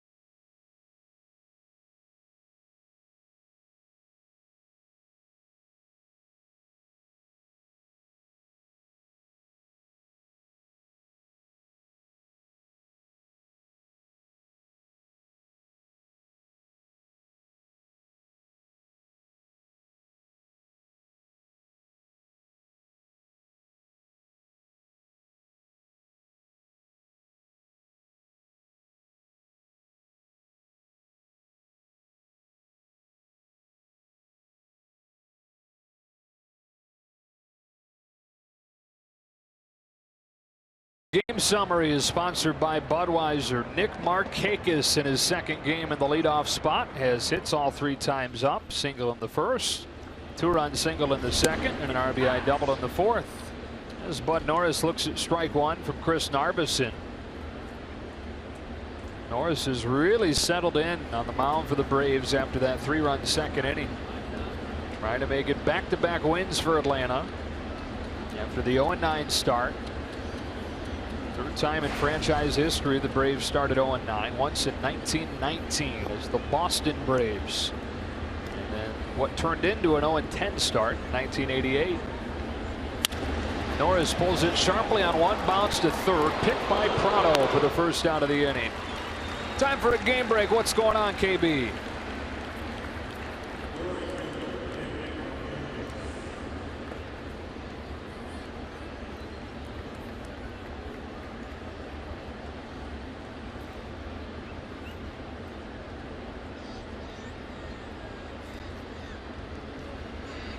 All right, Kevin, and back to the top of the Braves order here. We're talking about the Marlins outfield. A couple of years ago, the debate was whose young outfield is better, the Marlins young outfield or that Pirates outfield that includes McCutchen and has Marte and has Polanco. I think those guys over the last 2 years have emerged as the best, but we talked about this team here in Miami counting on a resurgence from Ozuna in center and a healthy Stanton in right. Tapper off of the bat of Markakis. Narbison throws him out, 2 away. And they're counting on Christian Yelich to turn into what it looks like he is starting to, which is a perennial 300 hitter. It's going to be fun to watch these two outfields if they can keep them together, to see how they blossom and play as units in the years to come. Pittsburgh definitely is as athletic as you can get in an outfield. Sterling Marte in left, Andrew McCutchen, the MVP, Mr. Everything in center, Gregor Polanco, who seems to have untapped potential that's just unlimited over there in right. 1-1 on Beckham.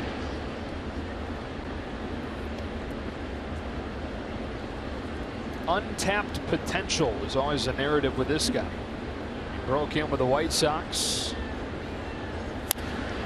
Back in Atlanta now, right around where he played his college ball at Georgia. And he pulls up, running down to first. Beckham in pain.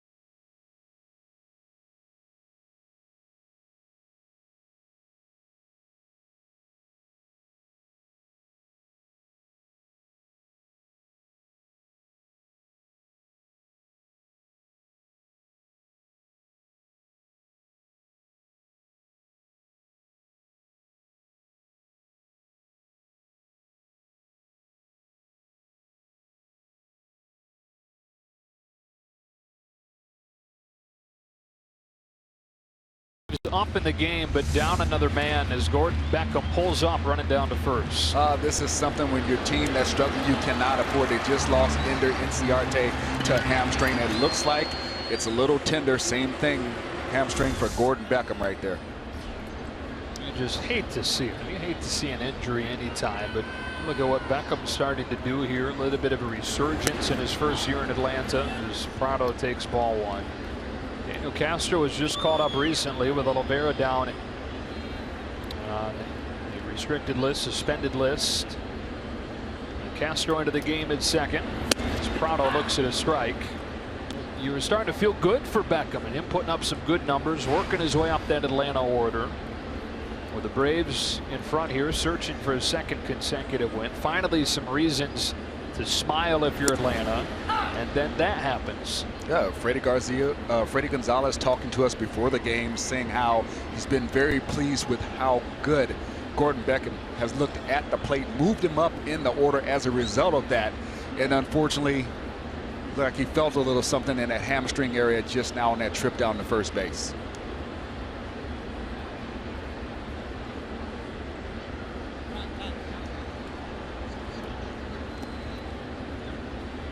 Martin Prado's 1 for 2. Doubled and scored in the second inning. That's when the Marlins got all 3 of their runs. So 1-2 from Norris. And soft contact on a lazy pop to second. Castro into the game, gets involved right away. 1 gone. Scott's MLB Pitch, Hit, and Run is the official youth skills competition of Major League Baseball, and it's free for boys and girls ages 7 through 14. You can play your way to the national finals and have a chance to compete during All-Star Week in San Diego this year. Find a local competition in your area at pitchhitrun.com. Well, it's 8 straight retired by Norris. Justin Bour yet to be retired tonight. Base hit and a walk. And a strike. Justin Bour came into this game hitting .356 against Atlanta, his highest versus any NL East opponent. So you know he's happy to see the Braves come in town. He's 1 for 1 tonight, and he looks to continue. He hit 23 home runs total last year, Preston. 5 of them came against Atlanta in the month of September alone. Quietly was top 5 in the National League Rookie of the Year voting. Won by Chris Bryant in Chicago. Off of the handle, strike 2. He was caught up in mid-April when Christian Yelich went on the DL with a back injury, and eventually took over the starting first base role, and Michael Morse struggled. They shipped Morse out of town, and Bour latched on, hit .262, and hammered those 23 homers. One of the more impressive aspects of what Justin Bour did last year was a lot of his home runs came in close and late situations. They weren't in blowout games. They were in 2-run games, 3-run games that really helped the team compete at the end of the season.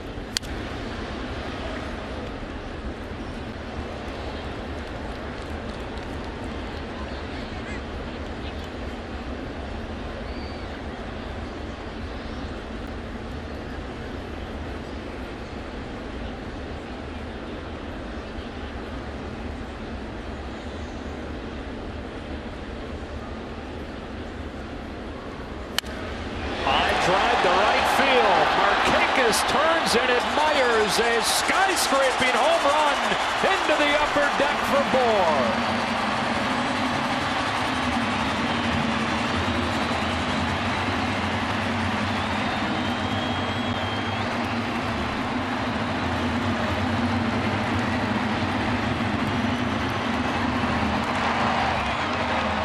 He's done it to Atlanta again.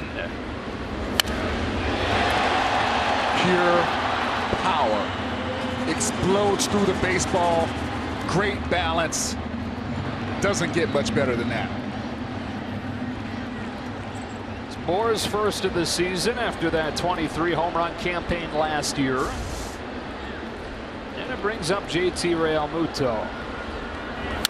And he goes after this one, flying it down the right field line foul. And coming into the game, the Marlins Had 4 home runs total. That's second fewest in the majors. They've hit 2 against Bud Norris, Echeverria, and Bohr, each with their first of the season.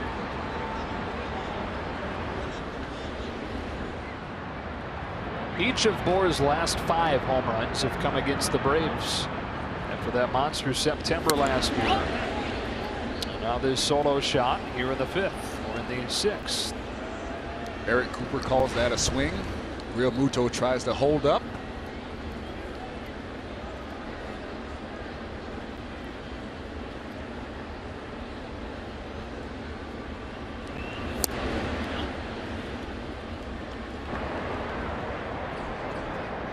Action down in the Marlins bullpen. Craig Breslow.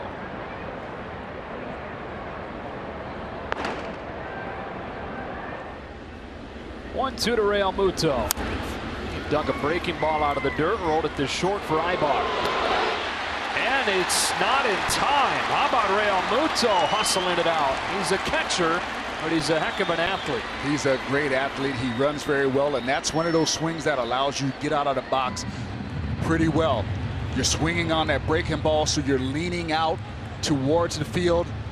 Your momentum is going towards first base. If you get out cleanly and you run well, you can make this a very close play, as he does right there. And I got to say, I don't see enough that's going to change that.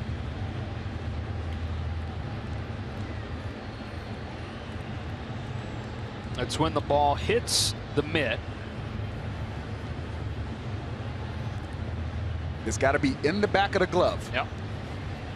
I don't see enough to change it.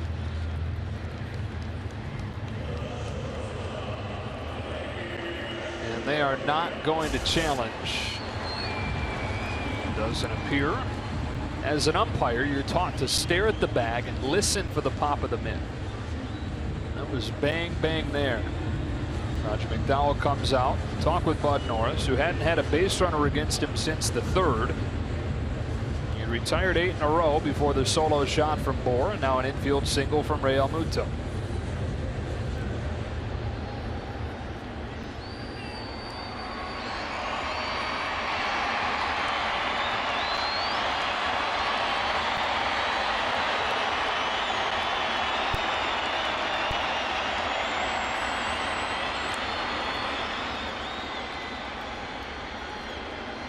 Just like that, the Marlins have the tying run at the plate in the form of the guy that launched a 2-run homer his first time up tonight, Danny Echeverria.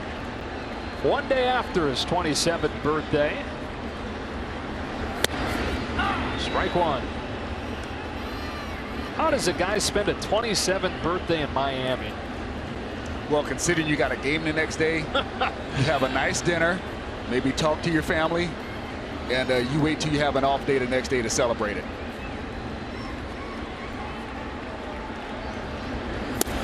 Whatever it was that he did to celebrate, should maybe do it again. That was a nice home run he had his first time. Launched it to left center, only the 12th of his career.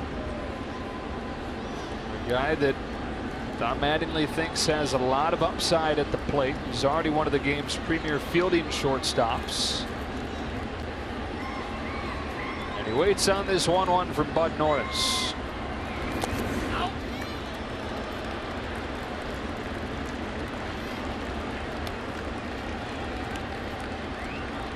This next pitch from Norris will be the 95th pitch. You got to wonder how long that leash is going to be.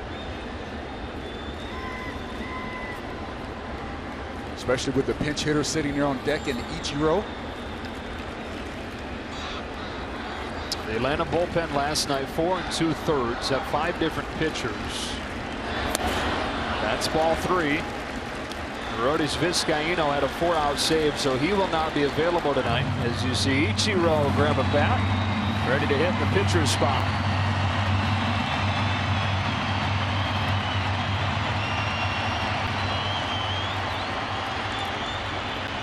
Tying run at the plate with 1 gone in the 6th, and a 3-1 to Echeverria. Outside corner, bottom of the zone, 3-2. 3-1 count. Gary Cederstrom calls that pitch a strike. Echeverria didn't think it was good enough for him to offer out on 3-1. We go to 3-2.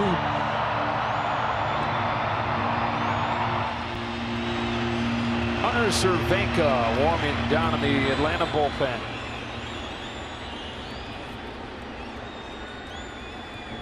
One on, one out in the 6th. Here's a payoff. Real Muto runs on a foul. Back in the 2nd, his home run gave the Marlins the lead. It was short-lived. Put him up 3-2. Braves tied it in the 3rd. Got 3 in the 4th to bring us to our current score.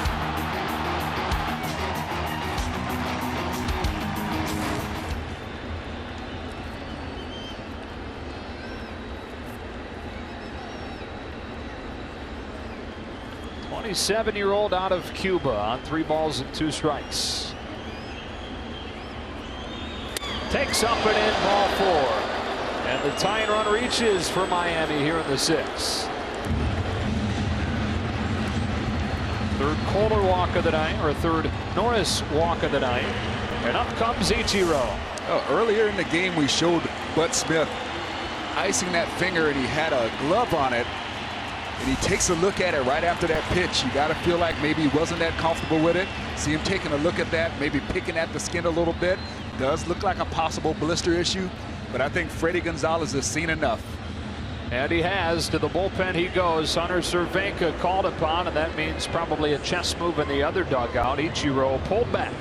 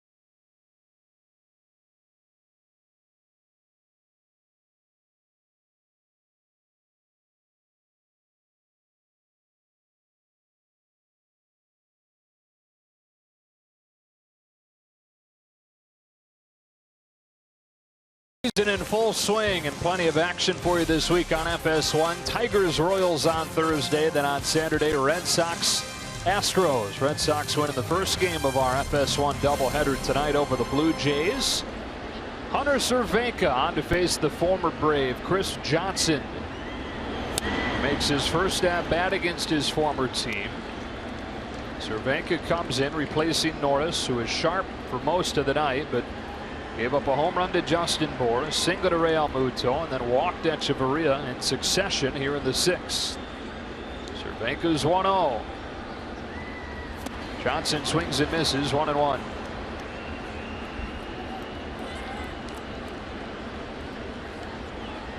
Norris 5 1/3. And now hopes the bullpen can lock it down. It has been one of the worst bullpens in the majors so far this year. 1-2. They lost Dan Winkler to the fractured elbow, throwing a pitch early on this season. Jason Grilly, Jim Johnson, both still recovering from serious injuries last year. Cervenka's 1-2 to Johnson.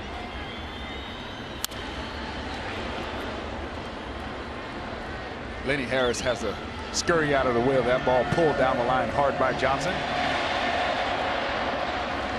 Tell you what, there's a guy that knows about pinch hitting. It's third base coach Lenny Harris, all-time pinch hit king in Major League Baseball.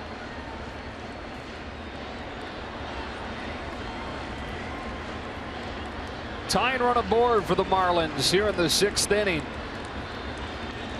1 ball and 2 strikes on the pinch hitter Chris Johnson, and here comes Cervenka. 2-2.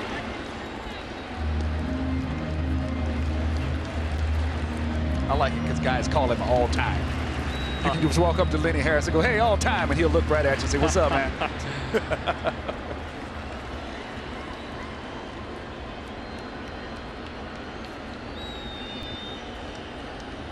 Cervenka, who started the season in Double-A, and a big spot here, brings a 2-2.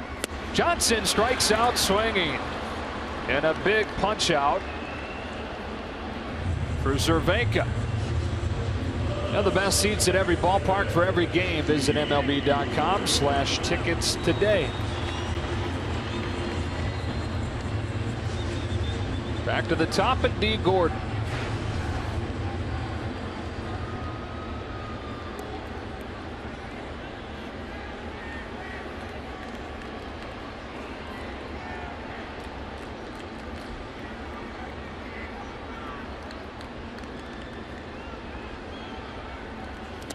That one kicks away all the way into the seats, and the runners will each take 90. Unfortunately, if the ball goes out of play from the mound, you only get 1 base. That happens when it's from the field. The base runners get to advance 2 bases. 1 from the mound, 2 from the field.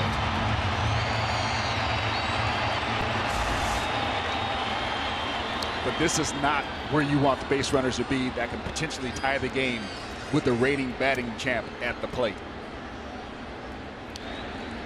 He is 0 for 3 tonight. He's reached base in 8 of the first 9 games this season. Cervenka's 1-0 to D. Gordon. Strike 1. Guy that won a batting championship last year, facing a guy that was in independent ball for a time last year. Cubs released him. He was with Sugarland in independent ball and then signed by the Braves midway through last year. 1-1. Inside edge, strike 2. All hung inside there. D may have thought it was a little bit inside, but Gary Cedesum said nope. Young man had got the inside corner. Strike 2.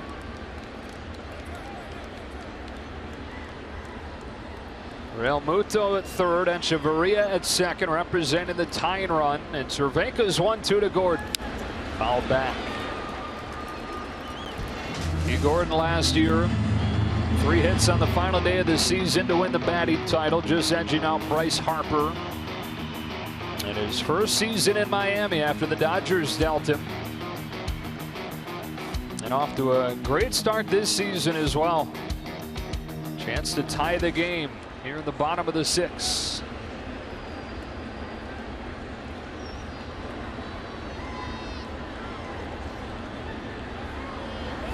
Cervenka with back-to-back strikeouts to get Norris out of it. And the Braves hold on to a 6-4 lead after 6.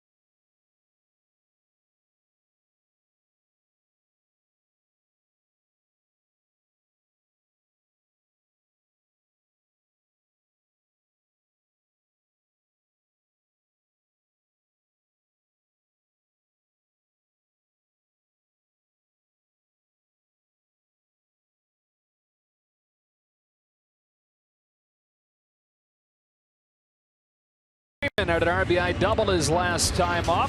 One of the foundations of this rebuild for the Braves. Just a great hitter, extremely good low ball hitter, and he has done a lot of damage against the Marlins over the years. 283 average, 105 home runs, two-time All-Star, just an all-around good player, and he is the cornerstone of this Braves Major League team right now. And comes up here with the Braves in front 6-4 in the late innings. Facing a new Marlins pitcher, it's Craig Breslow. Replacing Chris Narveson, who retired all 7 batters that he faced. Freeman rolls the first one foul, strike 1. So here's Breslow. One of the veterans they're building this bullpen around. Give them some length. They get those power arms down in the minors, but understanding the personality of this current starting rotation, they built the bullpen with that in mind. As you want guys who can go long, they know they wanted to protect Jose Fernandez early in the year. Freeman sends a fly ball to center. Easy play, Marcelo Ozuna. 1 out. So they built that bullpen with some depth. Craig Breslow can go long. David Phelps has been a starter. He's actually fulfilled every role you can think of in the major leagues as a pitcher. I mentioned before, Edwin Jackson, Chris Narveson, all those guys have the potential to give you multiple innings out of the bullpen. They're strike throwers, and they're known to be able to help you out a little bit if your starter exits early. Breslow, a guy that debuted back in 05. Adonis Garcia bounces one to third. Martin Prado, 2 up and 2 down.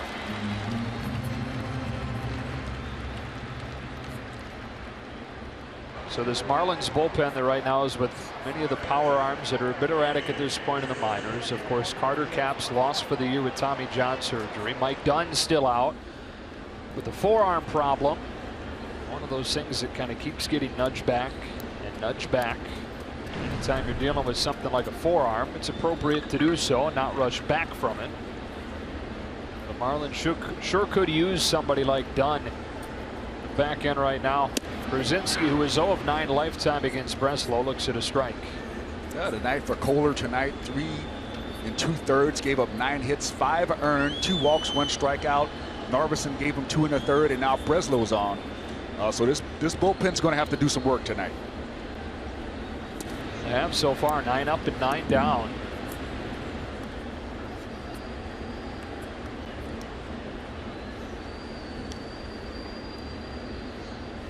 Get a look at Carter Capps there, who suffered the arm injury in spring training.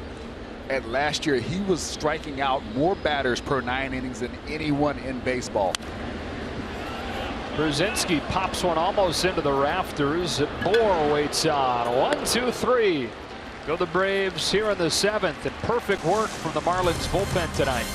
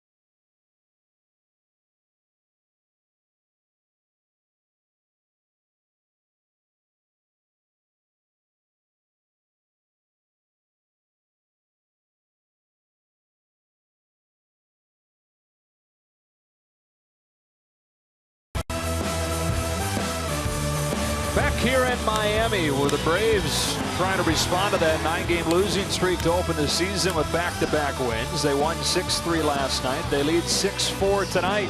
They chased Tom Kohler from the game after 3 2/3 and gone into the Marlins bullpen. As Marcell Ozuna takes ball 1 from Hunter Cervenka. 2, 3, and 4 for the Marlins in this inning. Also working against the bullpen. Had an opportunity last inning, did Miami, with runners at second and third and 1 out. Hunter Cervenka striking out the pinch hitter Chris Johnson and striking out D. Gordon. Ozuna pulls it foul. Speaking of D, look out.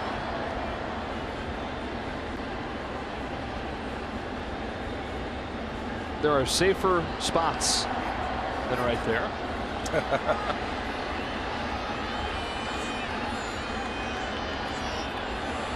I've noticed that D tends to sit there when he's really trying to get a good look and study the pitcher. I think that's. I used to do that. I used to have a spot where I'd go to. I could really get a good look at the pitcher, especially on a night if you're not swinging the bat very well. If you don't feel like you're picking up certain things off the pitcher, you find you a nice little spot, and you just you get a good look. He is as far away from any distraction that the dugout might provide as he can be. He's possibly got an at-bat left in this ball game. He had a ball game in New York where he went 0 for 4, didn't get to hit his first 4 at-bats, ended up having that 16-pitch at-bat, got on, scored the winning run from his team after getting a base hit in his 5th at-bat. So sometimes it works out. Ozuna pops one up. Markakis making the call on the catch. So Ozuna's 0 for 4, 1 away here in the 7th. Bullpens tonight have retired all 13 hitters that they've faced. Neither one of these bullpens has been good up to this point this year. Some quality work from Hunter Cervenka. He's making his major league debut this year. 26-year-old out of Baytown, Texas. Here's Christian Yelich, trying to extend an 8-game hitting streak. Started with opening day.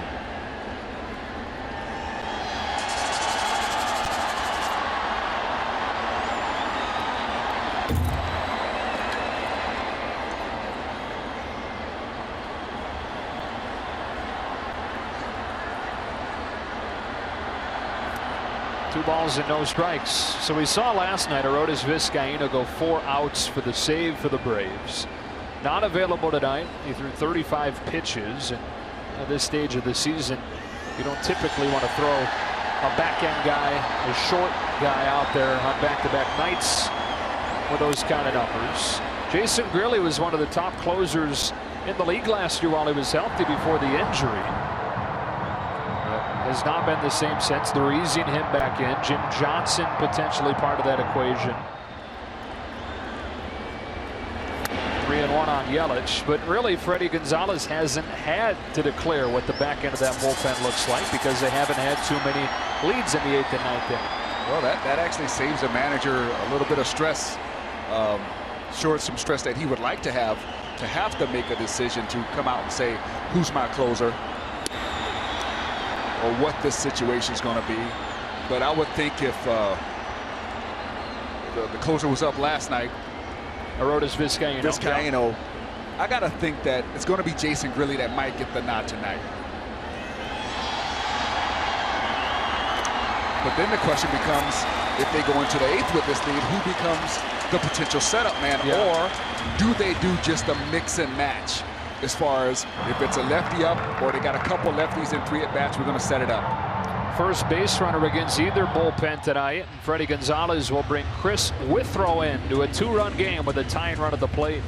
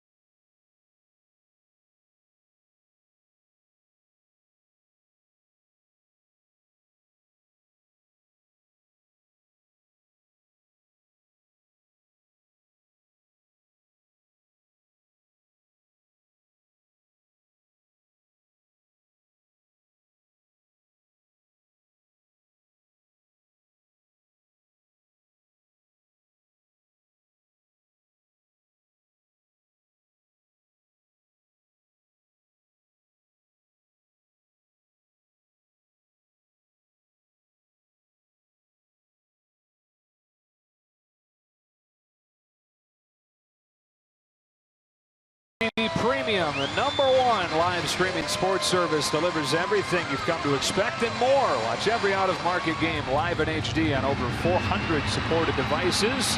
Visit MLB.tv for details. Hunter Cervenka's out. Chris Withrow is in to face Giancarlo Stanton, who represents the tying run here in the 7th. Good numbers so far this year, but in his career against Stanton, he's only retired him once in 4 meetings. Stanton has homered against him. Here's the first one. Stanton goes after it. It will get out of play.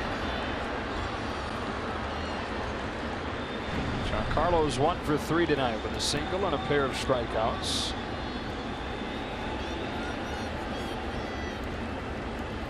Withrow, the former highly touted Dodger prospect, working out of the pen for the Braves, coming off 3 consecutive scoreless appearances, trying to protect the 6-4 lead in the 7th with a runner at first and 1 out. Ball 1. Stanton this year with runners on is hitting .316, 2 home runs, 7 RBIs. Now would be a time for him to get one of those knocks, help his ball club out.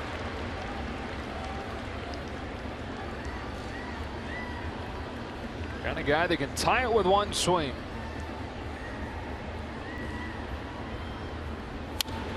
That one to hit. One of the more stunning comments made by Don Mattingly today when we had our managers meeting was, we asked him about Stanton's power and how it compares to others, and he said, I have not seen anyone with that type of power. Never played with anyone with that type of power. He played with some good ones. He's crossed paths with some good ones in his long, storied baseball life. 1-2 to Stanton. Strikes out on an elevated fastball. Withrow wins this battle, and 2 gone in the 7th. 3rd time Stanton has gone down on strikes tonight.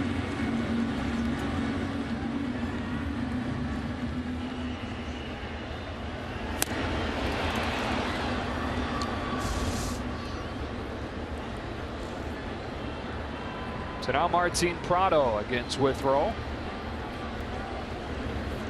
Eric O'Flaherty and Jim Johnson, by the way, warming in the Braves bullpen, filling in the answers to our questions of what things will look like down the stretch with the Braves in front. We didn't even really get a true look at it last night because Atlanta came from behind. They got 2 in the 7th to get to within 1. They didn't take the lead until the 8th. And Freddie Gonzalez went to Vizcaino in the 8th inning with 2 out. So really having to piece it together and structure things following Norris tonight.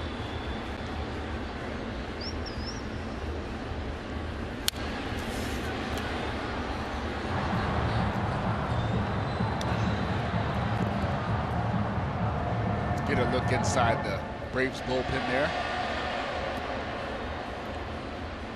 They got both barrels smoking, ready to go for whoever comes to the plate for the Marlins. Lefty and O'Flaherty, righty and Johnson. On deck is the left-handed hitting Justin Bour, so you'd assume if Prado reaches that we would see O'Flaherty coming. Withrow comes home with a 1-1 to Prado. Bounces it foul, 1-2.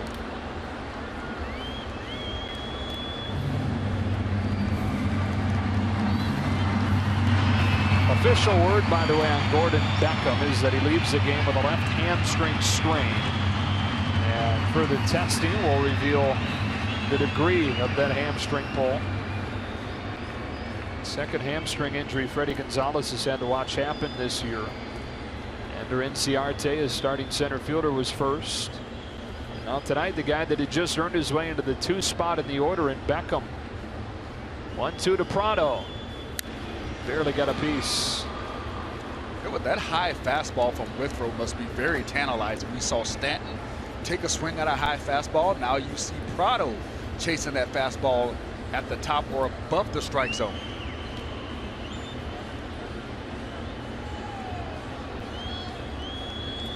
Prado with a hit in all 8 games this year for the Marlins.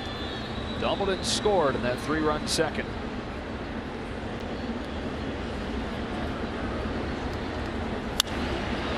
Fly ball to left center field. Alex Smith is there, and the inning is over.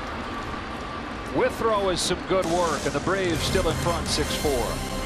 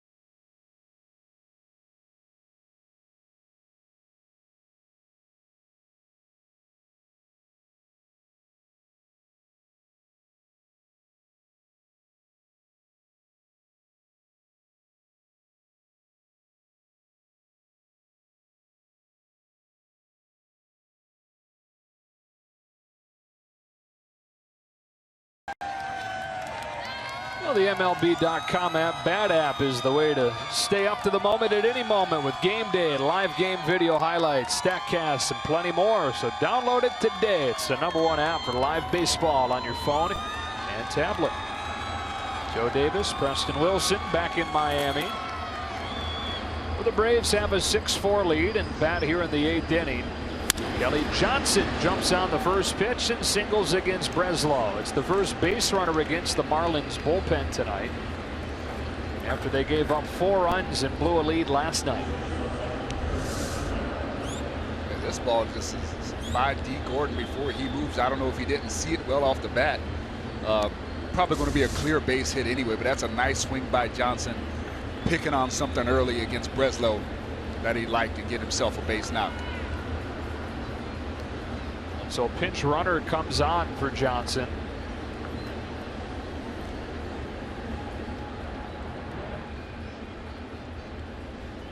That brings up Eric Ibar as the Braves try to tack on here in the 8th inning.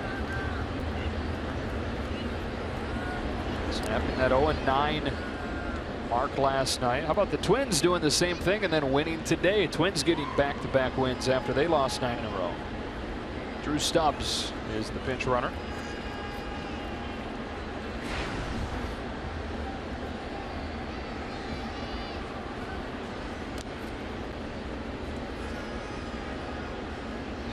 This is the first time since 1988 that there's been a team in both leagues with an 0-9 start to the season. It's the last time the Braves started that poorly. They went 0-10. That was the year that the Baltimore Orioles set the major league record for the worst start to a season. They went 0-21 to begin the 1988 year. That's a tough year. Man.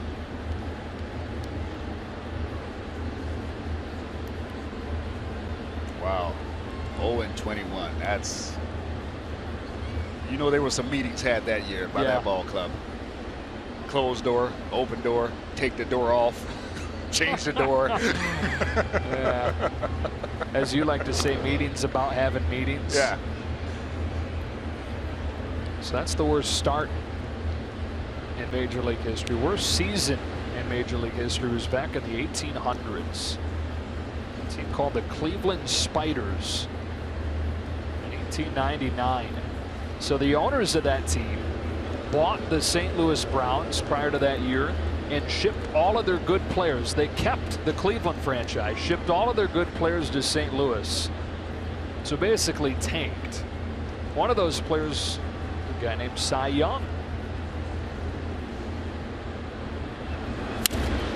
Bounce to third. Prado's got it. There's one. Gordon double clutches and throws out Ibar. Time for a game break. Kevin Burkhardt.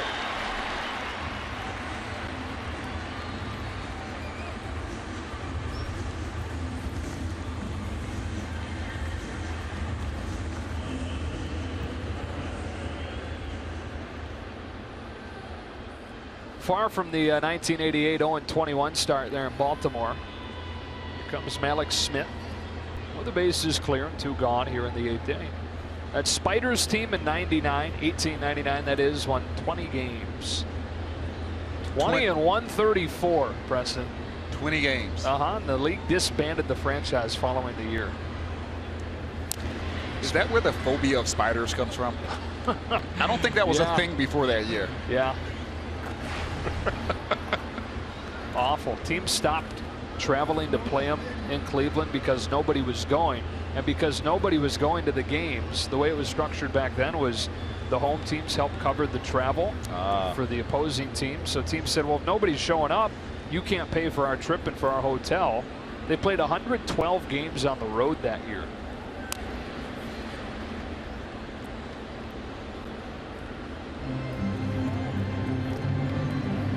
Yeah, it's time for a change when you have to do that. Moral of the story is you don't have it that bad, Braves. 0-9 start. Rebuilding plan. Could be worse. You could be the 1899 Cleveland Spiders.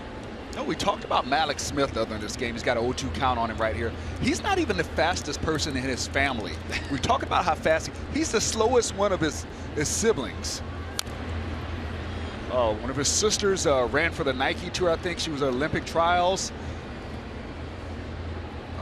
Both parents, or at least father's an educator at Florida A&M, I believe. So when you're the fastest person in your organization and you're the slowest person in your family, you don't go home talking mess, you know? Strikes out swinging. And that finishes the 8th. Marlins offense will try and get it going, down 2.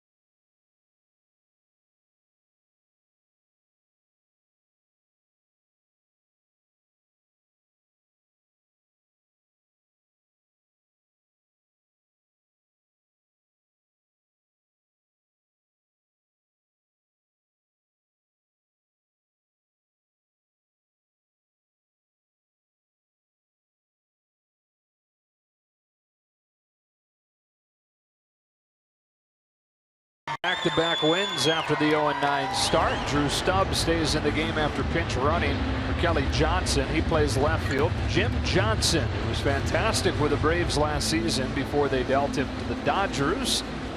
Back in a Braves uniform and in the game here trying to protect the 2-run lead. Facing Justin Bour, who went deep off of Bud Norris his last time up. That's ball 1.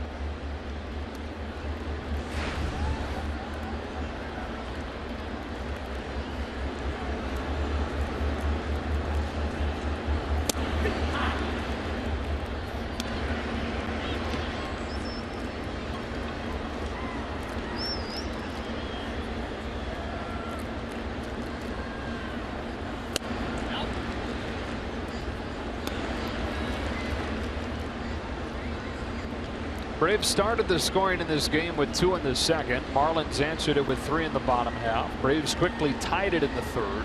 As Bour cracks one to the ground to second. And Castro throws him out. Braves added 3 in the fourth to take a 6-3 lead. That Bour home run came in the 6th. That has us where we are right now, 6-4, the last of the 8th. Bud Norris got him into the 6th inning, which is what Freddie Garcia wanted. I mean, Freddie Gonzalez wanted. He wanted to have their starter get them into the latter part of the game. But the Braves bullpen has done a tremendous job today, shutting down pretty much everyone they're faced and really silencing this Marlins lineup, who had clawed their way back into this game. The 7-hitter and catcher JT Realmuto is 1 for 3.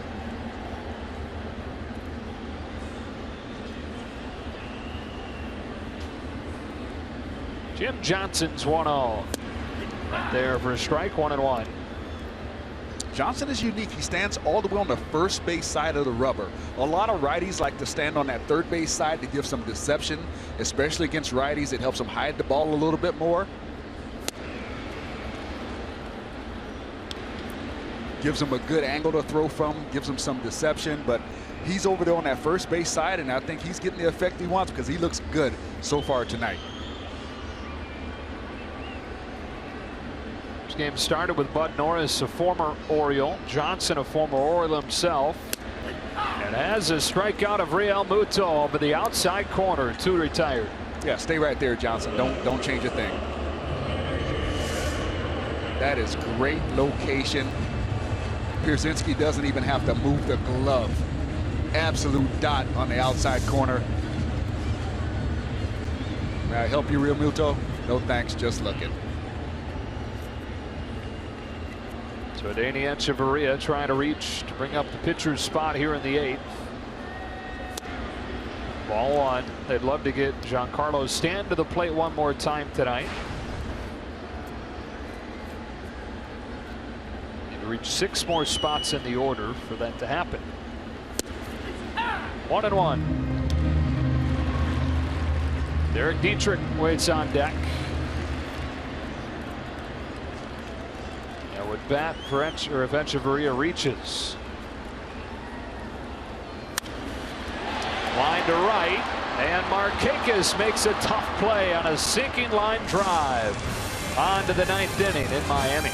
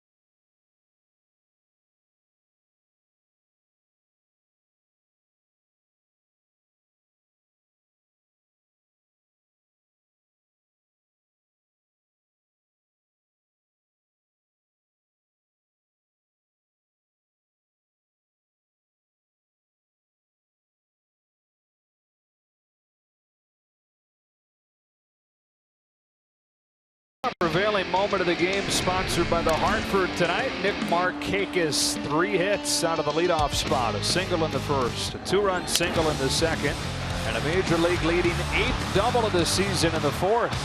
Talked about him right off at the top tonight. He has continued doing what he started here in this 2016 season. Liking life at the top of the lineup. Have a night, Nick Markakis. His second season in Atlanta. He'll bat second in this inning. Chase Peterson set to hit against Dustin McGowan, who is the 3rd reliever into the game for the Marlins. 6th appearance begins with strike 1.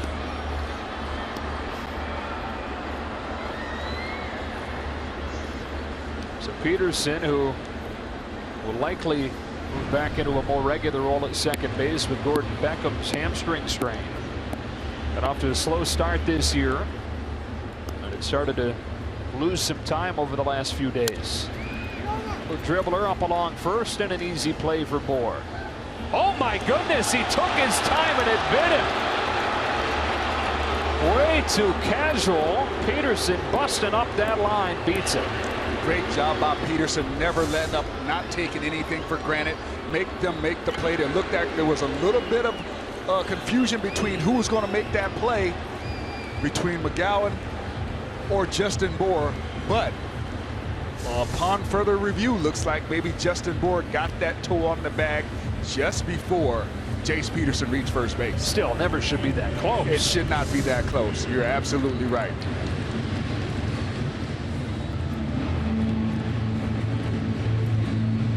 So they will review this, and it should not take long. In fact, they could save some money on the phone bill, not call New York, just look at the giant video board here in Miami, which the crowd does. And that's as long as it takes. Saw first base umpire Eric Cooper shake his head like, how did I miss that one? As he saw the same replay up on the video board here. They make a lot more than they miss. Major League umpires. One away to begin this 9th inning. And back to the top for Markakis, who has that 3-hit game going. And has reached base in all 11 games for the Braves this year. Bouncing ball. Justin Bohr again gets out of the way and lets Gordon take it. He feeds McGowan. 2 out.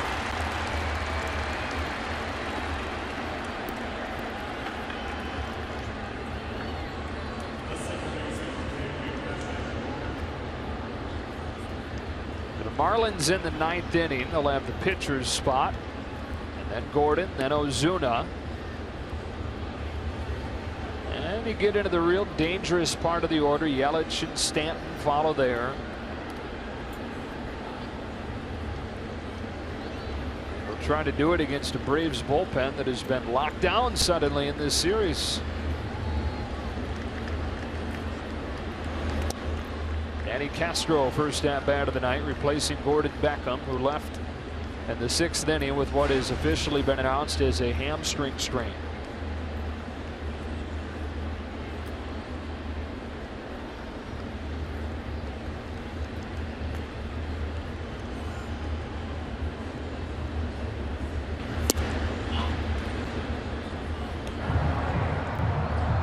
So there's the likely answer to our question. Who gets the 9th inning? Well, we saw Jason Grilli up last night when Vizcaino ran into a little bit of trouble. Little tapper. Real Muto circles around it. Well played. Inning over. So Jason Grilli appears poised for the 9th inning, trying to lock down the 2nd straight.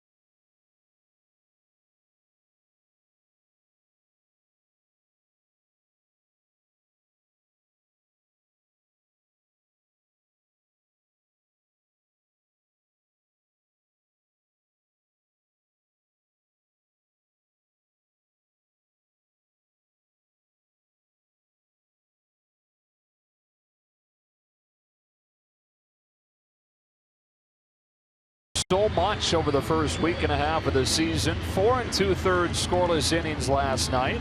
1 2/3 so far tonight. Jace Peterson stays in the game at second. Danny Castro moves over to third. And Jason Grilli takes the ball to try and lock down the save.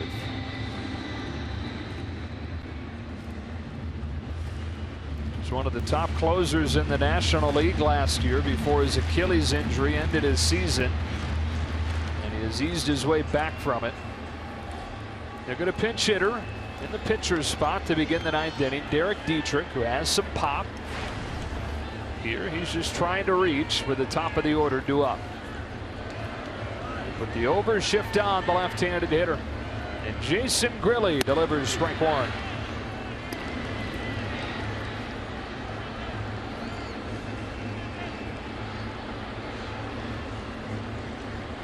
Jason Grilli coming back from that Achilles injury. Looked pretty agile hopping off to the mound after that pitch.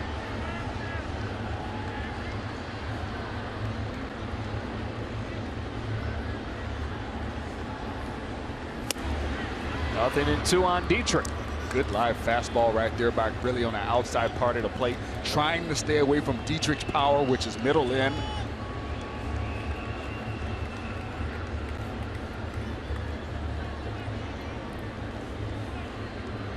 Really the 14-year major league veteran with his 8 different team. Brings in 0-2.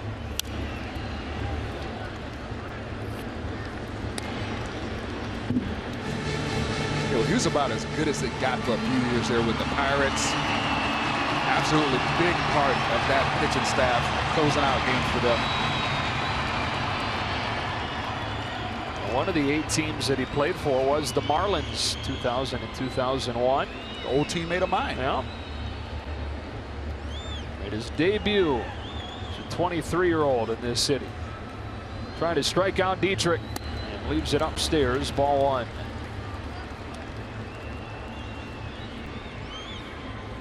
Still got that good fastball, good sharp breaking ball, and definitely has that closer's mentality where he wants the ball in the 9th inning. Former Seton Hall Pirate strikes out Dietrich to begin the 9th inning.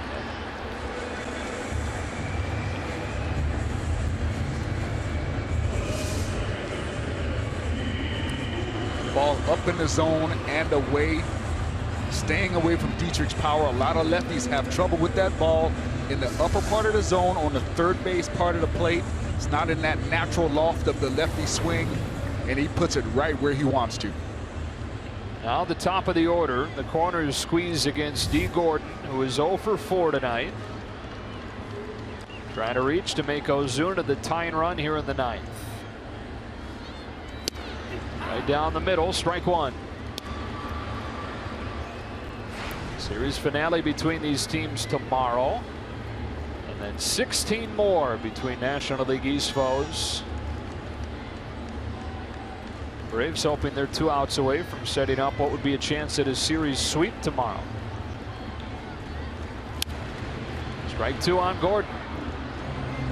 Tell you what, Jason Grilli has just come in and pumped strike after strike. That's what you want out of your guys out of the bullpen. Scuffling ball club, you get your first win the night before. You get the bullpen come in, shut guys down, throwing strikes, getting ahead, making it tough on that other lineup to get anything going on offense. Total in this series now 6 2/3 scoreless innings out of the bullpen. Really struck out Dietrich. And Gordon lines a base hit in the left. And so the Marlins do bring up the tying run here in the 9th inning. Nice swing by D. Gordon. Solid line drive base hit over the shortstop. 0 for 4 coming into this at bat. Keeps the head down on a nice short 2-strike swing. Great approach, great results. Similar to, like you mentioned, the other night in New York when he had struck out in his first 3 trips up and then worked a 16-pitch at bat, singled, stole second, eventually came in to score the winning run for the Marlins against the Mets. Sometimes you got to go to your thinking spot, Joe. Yeah, that's what he did. We saw him down at the end of the dugout. That's what he was doing, planting that opposite field single. Here's Ozuna taking ball 1. I still like the way Jason Grilli looks tonight, though. He looks nice and relaxed. The ball's coming out of his hand really well. I think he's trying to make this a tough decision for Freddie Gonzalez as far as that closer role. Tying run at the plate with one gone in the 9th inning. Oh, frisbee, slider, strike one. Uncle Charles says, hello, Ozuna. He gave up on that pitch when it was right out of his hand, and it just falls in there. Look at that. Oh, I'm done. Strike. That's a nice pitch. Against a guy like you've mentioned earlier tonight, hammered 23 home runs just 2 years ago. The 1-1 to Ozuna. Strike two. That's one of those pitches, though, you foul away because now you know in your mind he's got that get-me-over curveball. That's a very hittable curveball, but if you've never seen it from this particular pitcher, you give up on it. But that's not a pitch that Jason Grilli's going to throw with any type of regularity to guys that know him, because that pitch is very hittable. After Ozuna, it's Yelich. Then it would be Stanton in a 6-4 game in the bottom of the 9th inning. Gordon held it first. Grilli's 1-2.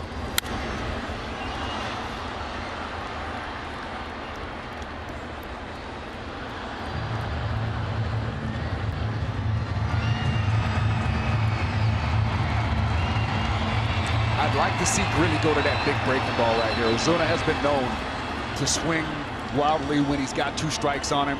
I think if Grilli buries a breaking ball right here, he got a chance to get Ozuna on a swing and miss. Brzezinski calls for the off speed. Set in the 1-2. Went to the breaking ball and got him. 2 away in the 9th inning. Good call, Preston. Well, you can just see that at bat setting up, especially following a fastball up in the zone. A guy who's a free swinger, you follow that up with a breaking ball down in the zone. You got a great chance to get a swing and miss, and that's what Grilli did right there. That's a veteran at work.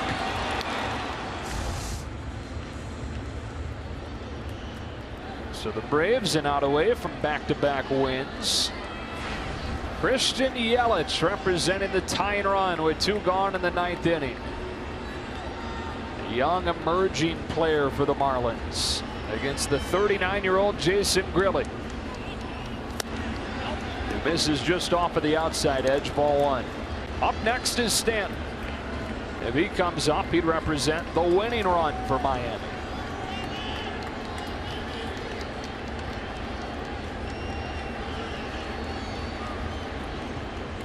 Yelich still developing that home run power. Has 1 homer this year. Waits on this 1-0 and takes ball 2. Well, you definitely see what Grilli's trying to do. He wants strikes, but he's trying to make sure that if Yelich does put a good swing on the ball, he's going to have to drive it to the big part of the field. And in this ballpark, that's going to work to a pitcher's advantage most of the time. Going off speed on 2-0 and breaking it low. 3 balls and no strikes with Stanton due next. I got to say, that's the first pitch that Grilli's thrown this whole outing that I did not like. I don't like going 3-0 with your potential game-winning run coming to the plate in one of the most powerful guys in the league. You giving Yelich a 3-0 green light? No. Not with Stanton due next. Ball 4. Giancarlo Stanton coming to the dish, representing the winning run.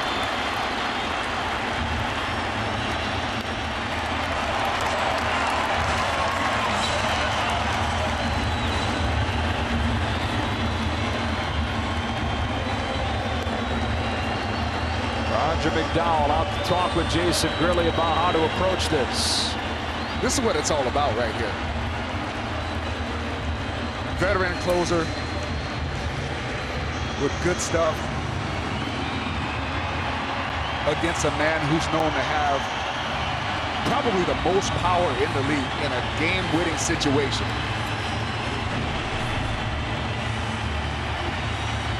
Gotta love it. 3 times in his career he's hit walk-off home runs. His last walk-off came against Seattle in 2014. He's He's 1 for 4 tonight with 3 strikeouts. The veteran against the superstar. Strike 1. Started him with a breaking ball that was untouchable.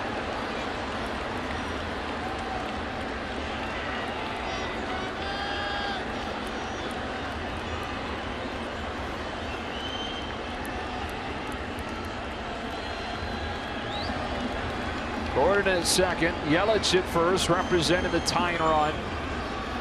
And an 0-1 to Stanton. Strike 2, same pitch. Yeah, when you're Stanton right now, you got to try to find a way to slow down this tempo. Slow down that heartbeat. Get yourself under control. And it's easier said than done, but you got to treat this like an at-bat in the middle of the ball game. Does Grilly dare throw him 3 consecutive breaking balls? I don't see how he cannot throw him 3 consecutive breaking balls. Here comes an 0-2. Fastball struck him out. Jason Grilly winds up Kane the side to get his first save of the season. And he does it the hard way, getting Stanton to finish the game.